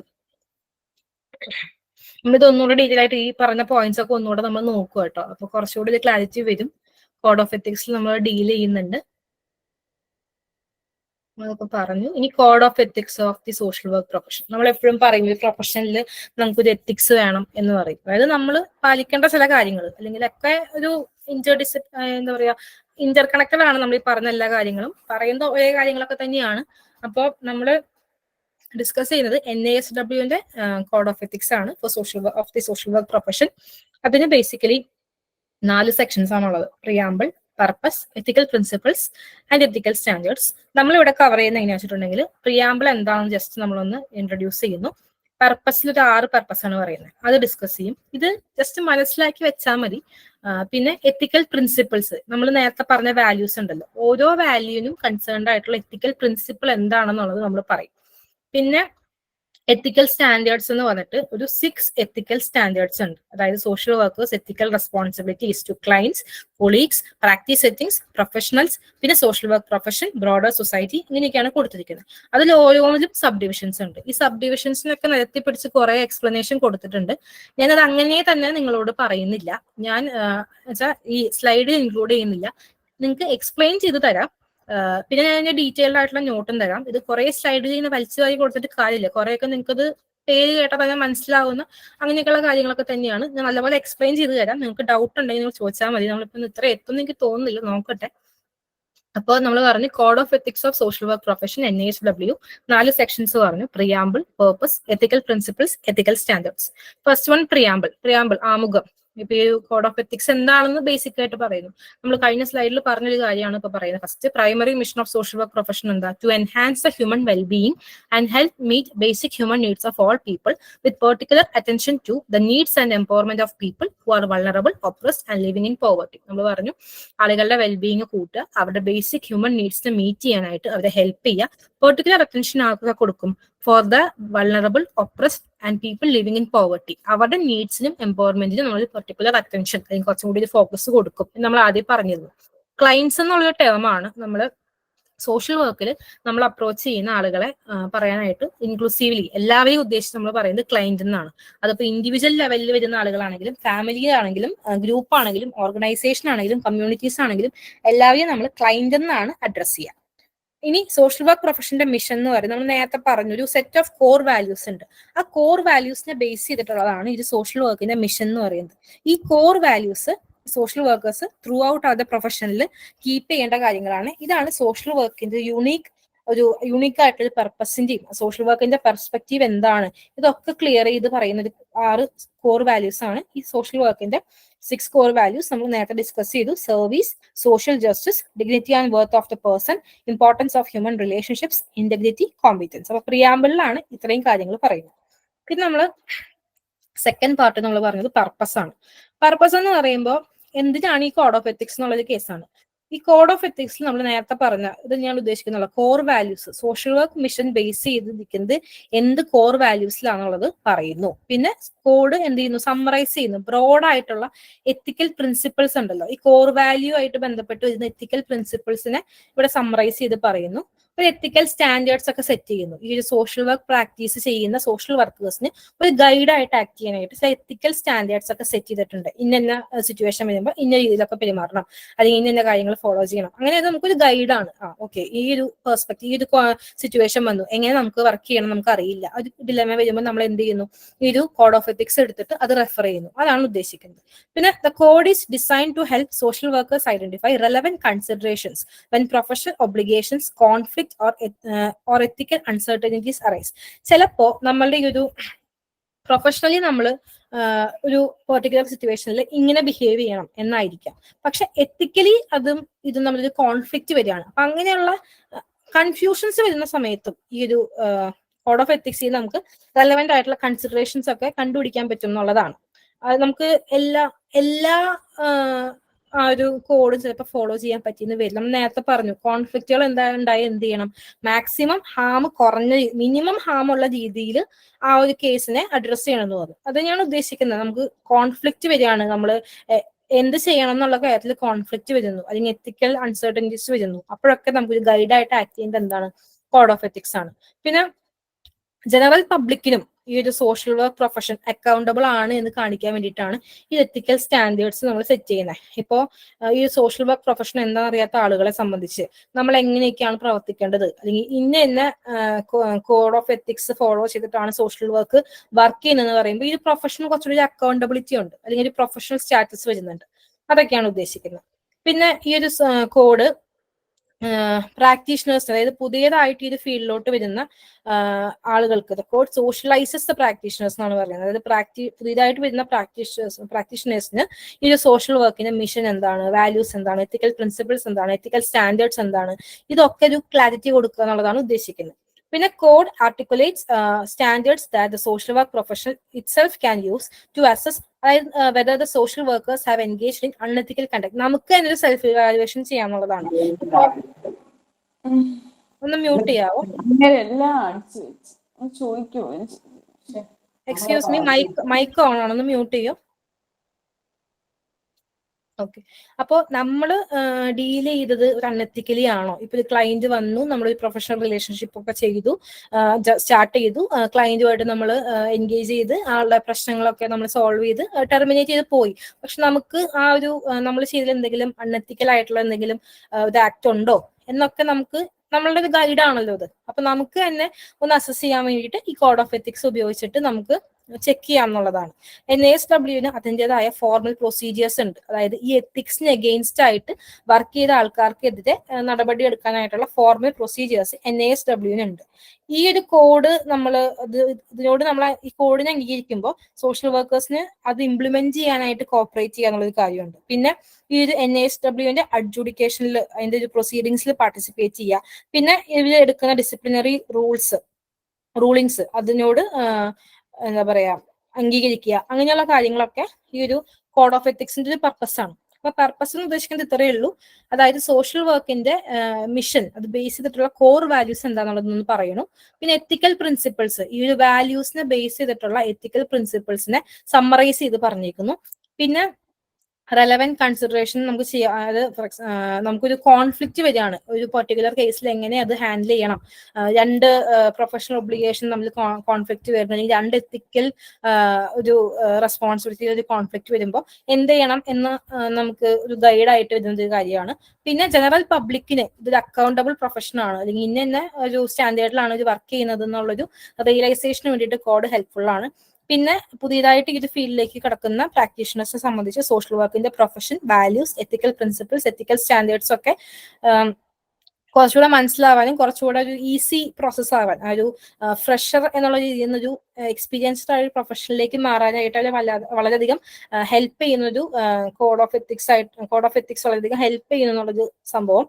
പിന്നെ നമുക്ക് തന്നെ ആസ് എ സോഷ്യൽ വർക്കർ അങ്ങനെ വർക്ക് ചെയ്യുന്ന ഒരാൾക്ക് സ്വയം നമ്മൾ എന്തെങ്കിലും അൺഎത്തിക്കൽ കണ്ടക്ട് ചെയ്യുന്നുണ്ടോ അല്ലെങ്കിൽ ചെയ്തിട്ടുണ്ടോ എന്നൊക്കെ ഒന്ന് അസസ് ചെയ്യാൻ വേണ്ടിയിട്ട് ഇതൊരു ഗൈഡായിട്ട് ഉപയോഗിക്കാം. NASW അതിൻ്റെതായ ഫോർമൽ പ്രൊസീജിയേഴ്സ് ഉണ്ട് ഇത് ലംഘിക്കുന്ന ആളുകൾക്കെതിരെ ആക്ഷൻ എടുക്കാനായിട്ട്.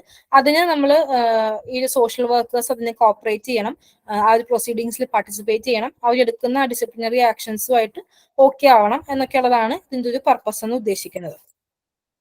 അപ്പൊ ഇനി എത്തിക്കൽ പ്രിൻസിപ്പിൾസ് നോക്കാം. അതായത് സോഷ്യൽ വർക്കിന്റെ കോർ വാല്യൂസിനെ ബേസ് ചെയ്തിട്ട് നമ്മൾ എത്തിക്കൽ പ്രിൻസിപ്പിൾസിനെ ഇവിടെ പറയാണ്. First one, service. Ethical principle എന്ന് നമ്മൾ പറഞ്ഞു, നമ്മളുടെ പ്രധാനപ്പെട്ട ഗോൾ എന്ന് പറയുന്നത് ആളുകളെ ഹെൽപ്പ് ചെയ്യുക, അവരുടെ സോഷ്യൽ പ്രോബ്ലംസിനെ അഡ്രസ് ചെയ്യുക എന്നൊക്കെയുള്ളതാണ്. നമുക്ക് ഈ ഒരു നമ്മളുടെ ഒരു social workers elevate service to others above self interest. Social workers എന്താ ചെയ്യുന്നത്, അവരുടെ നോളേജ്, വാല്യൂസ്, സ്കിൽസ് ഒക്കെ ഉപയോഗിച്ച് ആളുകളെ ഹെൽപ്പ് ചെയ്യുന്നു, അവരുടെ പ്രോബ്ലത്തിനെയും നീഡ്സിനെയും ഒക്കെ അഡ്രസ് ചെയ്യുന്നു. സോഷ്യൽ വർക്കേഴ്സ് ഇതിനപ്പുറത്തേക്ക്, അതായത് നമ്മൾ പറഞ്ഞത് ഒരു റെമ്യൂണറേഷൻ ഉള്ള ഒരു പ്രൊഫഷനാണ്, അതിനപ്പുറത്തേക്ക് അവരുടെ ഒരു പ്രൊഫഷണൽ സ്കിൽസ് ഒക്കെ ഒരു ഫിനാൻഷ്യൽ റിട്ടേണോ അല്ലെങ്കിൽ അങ്ങനെയുള്ള ഒന്നും പ്രതീക്ഷിക്കാതെ അവരുടെ ഒരു സ്കില്ലിന്റെ ഒരു പോർഷൻ ഒരു വോളണ്ടിയറിങ് സർവീസിന് കൊടുക്കണം എന്നുള്ളൊരു എത്തിക്കൽ പ്രിൻസിപ്പിൾ അവർക്കുണ്ട്. അതിനെയാണ് പ്രോ ബോണോ സർവീസ് എന്ന് പറയുന്നത്. ഇപ്പൊ ഫോർ എക്സാമ്പിൾ ഒരു ഓർഗനൈസേഷനിൽ സോഷ്യൽ വർക്കറായിട്ട് വർക്ക് ചെയ്യുന്നുണ്ടാകാം, അവരിപ്പോ ഒരു വീക്കെൻഡിലൊക്കെ ഒരു NGOയില് ഒരു വോളണ്ടറി സർവീസിന് പോകുന്നു, അതിന് പ്രതിഫലമായിട്ട് പൈസ ഒന്നും വാങ്ങുന്നില്ല. അപ്പൊ ആ രീതിയിലും ഹെൽപ്പ് ഒരു പ്രൊവൈഡ് ചെയ്യണം എന്നുള്ളൊരു സജഷൻ ഈ ഒരു എത്തിക്കൽ പ്രിൻസിപ്പിളിലുണ്ട്. Second one, social justice.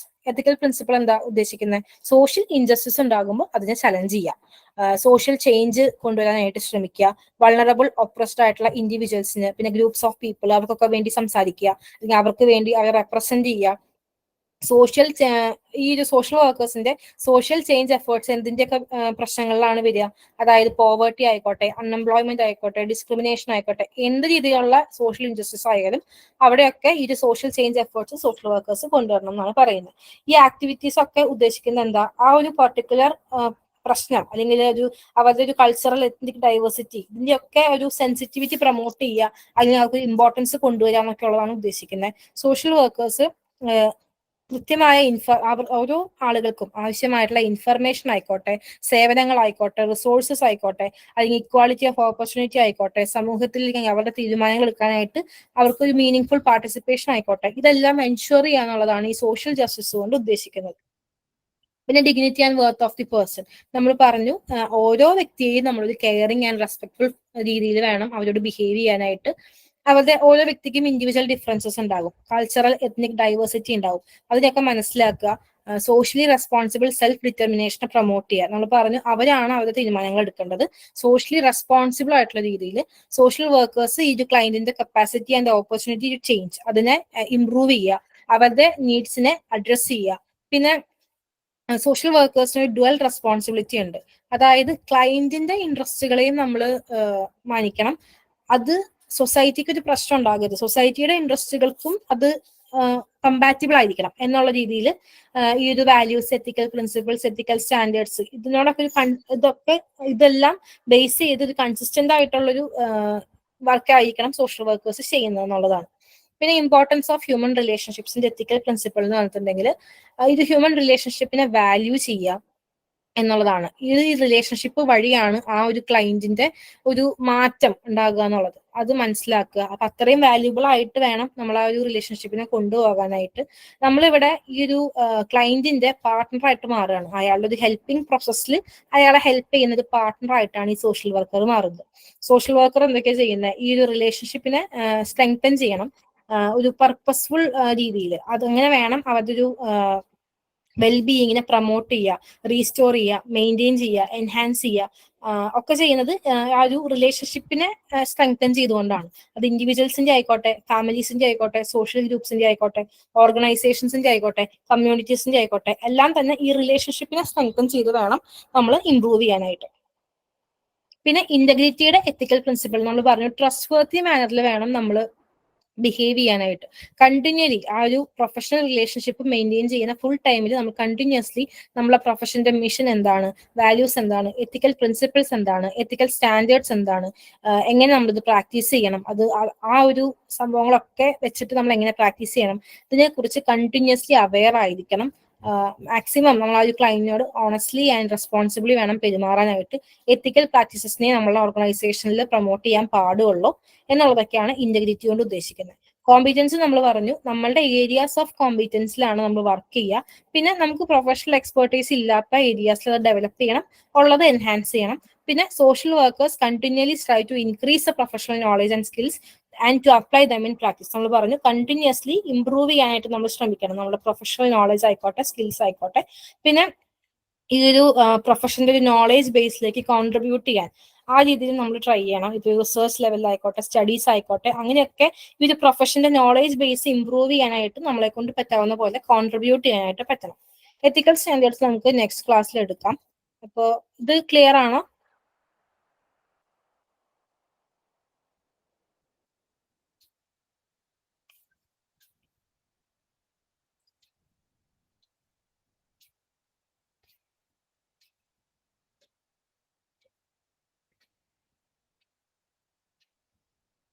Hello, clear ആണ്.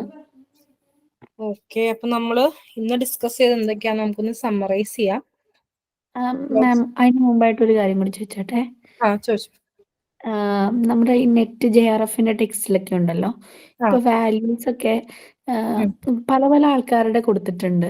ഇപ്പൊ കോമിന്റെ ഒക്കെ കൊടുത്തിട്ടുണ്ട്. അപ്പൊ അവരുടെ ക്വസ്റ്റ്യൻസ് നമ്മള് ലാസ്റ്റ് ക്വസ്റ്റ്യൻസ് ഉണ്ടല്ലോ, അപ്പൊ അത് ചെയ്യുമ്പോ പക്ക അവരുടെ ക്വസ്റ്റ്യൻസ് ആണ് കൂടുതലും ചോദിച്ചേക്കുന്നത്, ഇപ്പൊ കോമിന്റെ.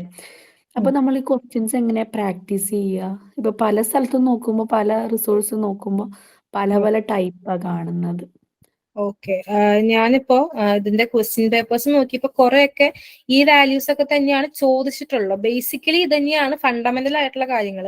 ഇപ്പൊ നെറ്റ് JRF എന്നൊക്കെ പറയുമ്പോൾ കുറച്ചും കൂടെ വൈഡ് ആയിട്ടൊക്കെ ക്വസ്റ്റ്യൻസ് വരും. ഒരു വൈഡ് സിലബസ് ആണ്. പക്ഷെ ഇതിനെ സംബന്ധിച്ച് കുറച്ചുകൂടെ ആ ഒരു ഇപ്പൊ നമ്മൾ ആരും ഒരു സോഷ്യൽ വർക്കിൽ വളരെ പ്രോ ആയിട്ട് നിൽക്കുന്ന ആൾക്കാരല്ലോ. ഇപ്പൊ സോഷ്യൽ വർക്ക് പഠിച്ചതല്ലാതെ ബാക്കി എല്ലാവരും പ്രോ ആയിട്ട് ഇതിനെക്കുറിച്ച് അറിയുന്ന ആൾക്കാരല്ലോ. സോ ഫണ്ടമെന്റലി ആണ് ചോദിക്കുക. അപ്പോ എനിക്ക് തോന്നുന്നില്ല ഒരുപാട് ഇലാബറേറ്റ് ആയിട്ടൊക്കെ ചോദിക്കുന്നത്. നമ്മൾ ക്വസ്റ്റ്യൻസ് ചെയ്യുന്നതുകൊണ്ട് കുഴപ്പമില്ല, ഇപ്പൊ ഒരു അഡീഷണൽ നോളജ് എന്നുള്ള ഇതിൽ പഠിക്കുന്നതുകൊണ്ട് കുഴപ്പമില്ല. പക്ഷെ ബേസിക്കലി കോർ വാല്യൂസ് ആണ് ചോദിക്കാന്നാണ് ഞാൻ മനസ്സിലാക്കുന്നത്. ഇപ്പൊ മുന്നത്തെ പ്രൊബേഷനിൽ ICDS ഇപ്പൊ സോഷ്യൽ വർക്ക് ചോദിച്ചിട്ടില്ല. പക്ഷെ മറ്റ് ഏരിയാസിലൊക്കെ ഞാൻ നോക്കിയോടത്തൊക്കെ ഇത് തന്നെയാണ് ചോദിച്ചിട്ടുള്ളൂ. നിങ്ങൾ ഇത്രയെങ്കിലും പഠിക്കുക. പോരാത്ത ഇപ്പൊ ഇൻഫർമേഷൻ നിങ്ങൾ പഠിക്കുന്നതുകൊണ്ട് കുഴപ്പമില്ല. പക്ഷെ ഇത് വിട്ട് ഒരുപാട് വൈഡായിട്ട് ചോദിക്കുന്നത് എനിക്ക് തോന്നുന്നില്ല. അല്ല ഷിക, നമ്മുടെ സിലബസിൽ സ്പെസിഫൈ ചെയ്തിട്ട് പറഞ്ഞിട്ടുണ്ട് എന്ന് തോന്നുന്നു. എന്താണ് പറഞ്ഞിട്ടുള്ളത്? കോർ പ്രിൻസിപ്പൽ എന്നൊക്കെ പറഞ്ഞിട്ടേ national association of social work അങ്ങനെ പറഞ്ഞിട്ടുണ്ട് എന്ന് തോന്നുന്നുണ്ട് ഇല്ലേ? NASW എന്ന് പറഞ്ഞിട്ടുണ്ടോ? അല്ല, ഞാനും NASW എന്ന് പറഞ്ഞിട്ടില്ല. NASW important. അതായത് ഇതിലിപ്പോ നമ്മളോട് ചോദിച്ചിരിക്കുന്നത് ideologies, values, principles and code of ethics of the social work profession. ഇത്രയും പറഞ്ഞിട്ടുള്ളൂ.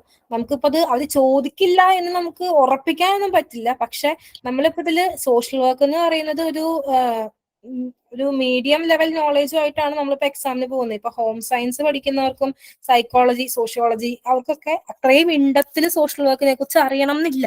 അപ്പൊ ഒരു ബേസിക് നോളജ് ലെവലിൽ ഇവര് ചോദിക്കുമെന്ന് നമ്മൾ പ്രതീക്ഷിക്കുന്നു. ചോദിക്കാൻ പാടില്ല എന്നില്ല, പക്ഷെ കോർ വാല്യൂസ് എന്ന് പറഞ്ഞാൽ നമ്മൾ എല്ലായിടത്തും പഠിക്കുന്ന ഫണ്ടമെന്റൽ കാര്യങ്ങൾ ഇതൊക്കെ തന്നെയാണ്. ഇപ്പോ NAPSWI എന്ന് പറഞ്ഞിട്ട് ഇന്ത്യയുടെ നാഷണൽ അസോസിയേഷൻ ഉണ്ട് പ്രൊഫഷണൽ സോഷ്യൽ വർക്കേഴ്സിന്റെ.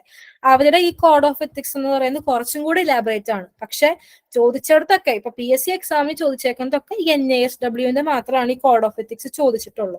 അപ്പൊ ഒരുപാട് വൈഡായിട്ട് പഠിച്ചാൽ നമുക്ക് കൺഫ്യൂഷൻ ആവും. അതാണ് ഒരു കേസ്. ഇപ്പൊ നിങ്ങൾ ക്വസ്റ്റ്യൻസ് പ്രാക്ടീസ് ചെയ്യുമ്പോൾ ഇപ്പൊ അങ്ങനെ കാണുമ്പോൾ പഠിക്കുന്നോട് തെറ്റില്ല, പക്ഷെ ബേസിക്കലി ഇതൊക്കെയാണ് ചോദിക്കുക എന്നാണ് ഞാൻ മനസ്സിലാക്കുന്നത്.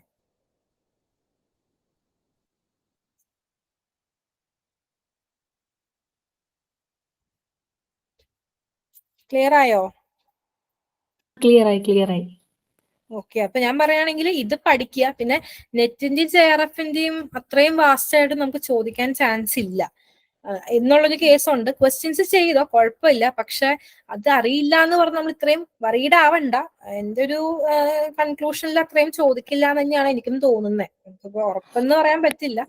പക്ഷെ NASWന്റെ ആണ് നമ്മളുടെ PSCയിലൊക്കെ ചോദിച്ച് കണ്ടിരിക്കുന്നത്.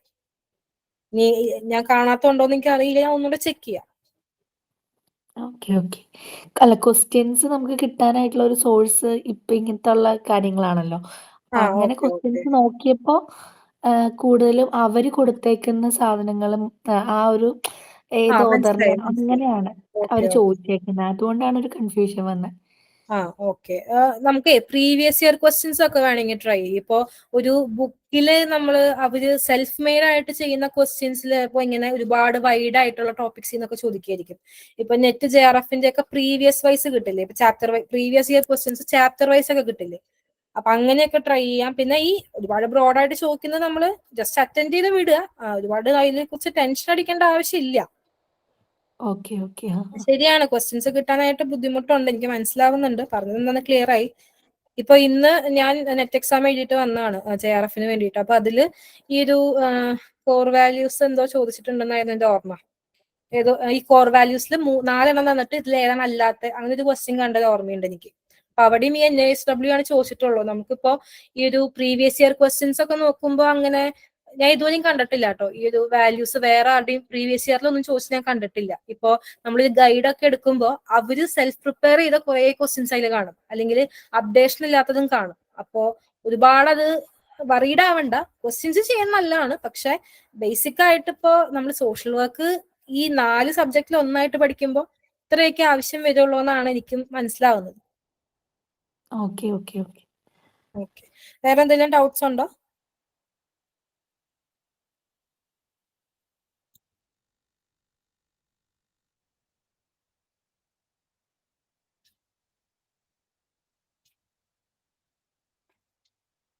ഇന്ന് പറഞ്ഞൊക്കെ ക്ലിയർ ആയോ? ആരെങ്കിലും ഒന്ന് റെസ്പോണ്ട് ചെയ്യും. ക്ലിയർ ആണ്. ഓക്കെ, അപ്പൊ നമ്മൾ ഇന്ന് പറഞ്ഞത് പല ഐഡിയോളജീസിൽ നിന്നാണ് ഒരു സോഷ്യൽ വർക്ക് പ്രൊഫഷൻ ഇവോൾവ് ചെയ്തതെന്ന് പറഞ്ഞു. ഓരോ കോൺസെപ്റ്റുകൾ നമ്മൾ പറഞ്ഞു. ചാരിറ്റി എന്താണ്, വെൽഫെയർ സോഷ്യൽ വർക്ക് അപ്രോച്ച് എന്താണ്, ക്ലിനിക്കൽ സോഷ്യൽ വർക്ക് അപ്രോച്ച് എന്താണ്, എക്കോളജിക്കൽ സോഷ്യൽ വർക്ക് അപ്രോച്ച് എന്താണ്, റാഡിക്കൽ സോഷ്യൽ വർക്ക് അപ്രോച്ച് എന്താണ്, പ്രോഗ്രസീവ് എന്താണ്, ഫെമിനിസ്റ്റ് എന്താണ്, ഇതൊക്കെ പറഞ്ഞു. പിന്നെ NASWന്റെ 6 കോർ വാല്യൂസ് ഡിസ്കസ് ചെയ്തു. പിന്നെ പ്രിൻസിപ്പിൾസ് IFSWന്റെ പ്രിൻസിപ്പിൾസ് നമ്മൾ ഡിസ്കസ് ചെയ്തു. അതുപോലെ തന്നെ പിന്നെ നമ്മൾ ചെയ്തത് കോഡ് ഓഫ് എത്തിക്സ് നമ്മൾ പറഞ്ഞു 4 പാർട്ട് ഉണ്ടെന്ന് പറഞ്ഞു. പ്രിയാമ്പിൾ ഡിസ്കസ് ചെയ്തു, പേർപ്പസ് ഡിസ്കസ് ചെയ്തു, എത്തിക്കൽ പ്രിൻസിപ്പിൾസ് ഡിസ്കസ് ചെയ്തു. എത്തിക്കൽ സ്റ്റാൻഡേർഡ്സ് കുറച്ച് അധികം ഉണ്ട്, നമുക്ക് നെക്സ്റ്റ് ക്ലാസ്സിൽ ഡിസ്കസ് ചെയ്യാം. ഈ കോഡ് ഓഫ് എത്തിക്സ് നമ്മൾ ഇവിടെ ഡിസ്കസ് ചെയ്തേക്കുന്നത് NASWന്റെ ആണ്. പ്രിയാമ്പിൾ ഇതിന്റെ ഇൻട്രൊഡക്ഷൻ എന്താണെന്ന് പറഞ്ഞു. അതിലാണ് ഈ ഒരു വാല്യൂസിനെ കുറിച്ച് പറഞ്ഞിട്ടുള്ളത്, വാല്യൂസ് എന്താണെന്ന് ലിസ്റ്റ് ചെയ്തിട്ടുള്ളത്. പിന്നെ പർപ്പസ് എന്തിനാണ് ഈ കോഡ് ഓഫ് എത്തിക്സ് എന്നുള്ള 6 പർപ്പസസ് നമ്മൾ പറഞ്ഞു. പിന്നെ എത്തിക്കൽ പ്രിൻസിപ്പിൾസ്, അതായത് നമ്മൾ പറഞ്ഞു സോഷ്യൽ വർക്കിന് 6 കോർ വാല്യൂസ് ഉണ്ടെന്ന് പറഞ്ഞു. ഈ ഓരോ വാല്യൂസിനും റിലേറ്റഡ് ആയിട്ടുള്ള എത്തിക്കൽ പ്രിൻസിപ്പിൾ എന്താണ്, എത്തിക്കൽ പ്രിൻസിപ്പിൾ എന്ന് പറഞ്ഞാൽ ഈ വാല്യൂ കൊണ്ട് എന്താ ഉദ്ദേശിക്കുന്നത് എന്ന് ഡീറ്റെയിൽ ആയിട്ട് പറഞ്ഞു. അതൊന്ന് നിങ്ങൾ മനസ്സിലാക്കിയാൽ മതി. അതെന്താണെന്നാണ് നമ്മൾ ഡിസ്കസ് ചെയ്തത്. എത്തിക്കൽ സ്റ്റാൻഡേർഡ്സ് കുറച്ച് അധികം ഉണ്ട്. അത് ഞാൻ 1 by 1 ആയിട്ട് ഞാൻ പറഞ്ഞു തരാം, നെക്സ്റ്റ് ക്ലാസ്സിൽ പറഞ്ഞു തരാം. അത് കഴിയില്ല എന്ന് എനിക്ക് അറിയായിരുന്നു. ക്വസ്റ്റ്യൻസ് അപ്പൊ നമുക്ക് ഡിസ്കസ് ചെയ്യാം. നിങ്ങളിപ്പോ ഇത്രയും വൈഡ് ആയിട്ടുള്ള സിലബസ് ഇങ്ങനെ ഇത്രയും കണ്ടന്റ് കണ്ട് പേടിക്കൊന്നും വേണ്ട. നിങ്ങൾക്ക് മനസ്സിലായെന്ന് വിചാരിക്കുന്നു. അതായത് ബേസിക് ആയിട്ട് എന്താണ് ഇതുകൊണ്ട് ഉദ്ദേശിക്കുന്നത് എന്നുള്ളത് നിങ്ങൾ മനസ്സിലാക്കുക. അതായത് ഇന്ന കാര്യങ്ങൾ ആയിട്ടാണ് ഇവോൾവ് ചെയ്ത് വന്നേ, ഒരു ബേസിക് ഐഡിയ ഉണ്ടാക്കി വെക്കുക. ഒരു സ്റ്റേറ്റ്മെന്റ് ടൈപ്പ് ക്വസ്റ്റ്യൻ ചോദിച്ചാൽ നമുക്ക് ആൻസർ ചെയ്യാൻ പറ്റുന്ന രീതിയിൽ ബേസിക് ഐഡിയ ഉണ്ടാക്കി വെക്കുക എന്നുള്ളതാണ് ഈ ഒരു ഐഡിയോളജീസ് കൊണ്ട് ഉദ്ദേശിക്കുന്നത്. പിന്നെ കോർ വാല്യൂസ് 6 എന്തായാലും പഠിക്കണം. അത് ക്വസ്റ്റിന് ഒരു പൊട്ടൻഷ്യൽ ഉണ്ട്, ഒരു ക്വസ്റ്റിൻ ആയിട്ട് ചോദിക്കാനുള്ള പൊട്ടൻഷ്യൽ ഉള്ള ഒരു കാര്യമാണ്. ഈ ഒരു സർവീസ് എന്താന്ന് പറഞ്ഞാൽ അത് എക്സ്പ്ലെയിൻ ചെയ്യാൻ പറ്റുമല്ലോ. അങ്ങനെ അർത്ഥം മനസ്സിലാക്കി വെക്കുക. ബൈ ഹാർട്ട് ചെയ്ത് പഠിക്കേണ്ട ആവശ്യമൊന്നുമില്ല. അർത്ഥം എന്താണെന്നുള്ളത് മനസ്സിലാക്കി പഠിക്കുക. പിന്നെ പ്രിൻസിപ്പിൾസ്, ഈ പ്രിൻസിപ്പിൾ വായിച്ച് നമുക്ക് ഏകദേശം ഒരു ധാരണ കിട്ടും എന്താണ് ഇത് ചെയ്യുന്നത് എന്നുള്ളത്. അപ്പൊ ആ പ്രിൻസിപ്പിൾസ് ഒന്ന് മനസ്സിലാക്കി, പ്രിൻസിപ്പിൾസ് ഒന്ന് കാണാപ്പാടം അറിഞ്ഞാലും കുഴപ്പമൊന്നുമില്ല. അതെന്താണെന്നുള്ളത് മനസ്സിലാക്കി ആ പോയിന്റ് മാത്രം ഒന്ന് പഠിക്കുക. അതാണ് പ്രിൻസിപ്പിൾസ് ചെയ്യാനുള്ളത്. പിന്നെ കോഡ് ഓഫ് എത്തിക്സ് ഇത്രയേ ഉള്ളൂ. നമുക്കൊരു ഗൈഡാണ്. അതായത് സോഷ്യൽ വർക്ക് പ്രാക്ടീസ് ചെയ്യുന്ന ഓരോ വ്യക്തിക്കും അതൊരു ഗൈഡാണ്. അതാത് കൺട്രീസിൽ അതാത് കോഡ് ഓഫ് എത്തിക്സ് ഉണ്ടാവും. ഇത് NASW കോഡ് ഓഫ് എത്തിക്സ് ആണ്. എല്ലാവരുടെയും എന്താ പറയാ, എല്ലാവരും റെഫർ ചെയ്യുക NASW എന്നാണ്. NASW ഐക്യൊക്കെ ഉണ്ട്, പക്ഷെ നമ്മൾ അക്കാഡമിക് ലെവലിൽ പഠിക്കുമ്പോഴും NASW കോഡ് ഓഫ് എത്തിക്സ് തന്നെയാണ് പഠിക്കാറ്. അതിൽ 4 പാർട്ട് ഉണ്ടെന്ന് പറഞ്ഞു. Preamble, purpose, ethical principles, ethical standards. Preamble എന്താ, ജസ്റ്റ് ഇൻട്രൊഡക്ഷൻ, ഇതെന്താണ്, പിന്നെ ഇതിന്റെ പർപ്പസ് എന്താണ്, പിന്നെ ഈ വാല്യൂസ്, സോഷ്യൽ വർക്കിന്റെ കോർ വാല്യൂസിനെ അതിൽ പ്രിൻസിപ്പിൾസ് ആയിട്ട് അത് വരുമ്പോൾ ആ ഒരു വാല്യൂവിനനുസരിച്ച് എന്ത് പ്രിൻസിപ്പിൾ ആണ് നമ്മളെ ഫോളോ ചെയ്യുന്നത്, ഇത്രയും കാര്യങ്ങൾ എന്ന് പറഞ്ഞു. എത്തിക്കൽ സ്റ്റാൻഡേർഡ്സ് നമ്മൾ ഡിസ്കസ് ചെയ്തിട്ടില്ല, അത് നമ്മൾ നെക്സ്റ്റ് ക്ലാസ്സിൽ ഡിസ്കസ് ചെയ്യും. ഇതുവരെ ക്ലിയർ ആണോ?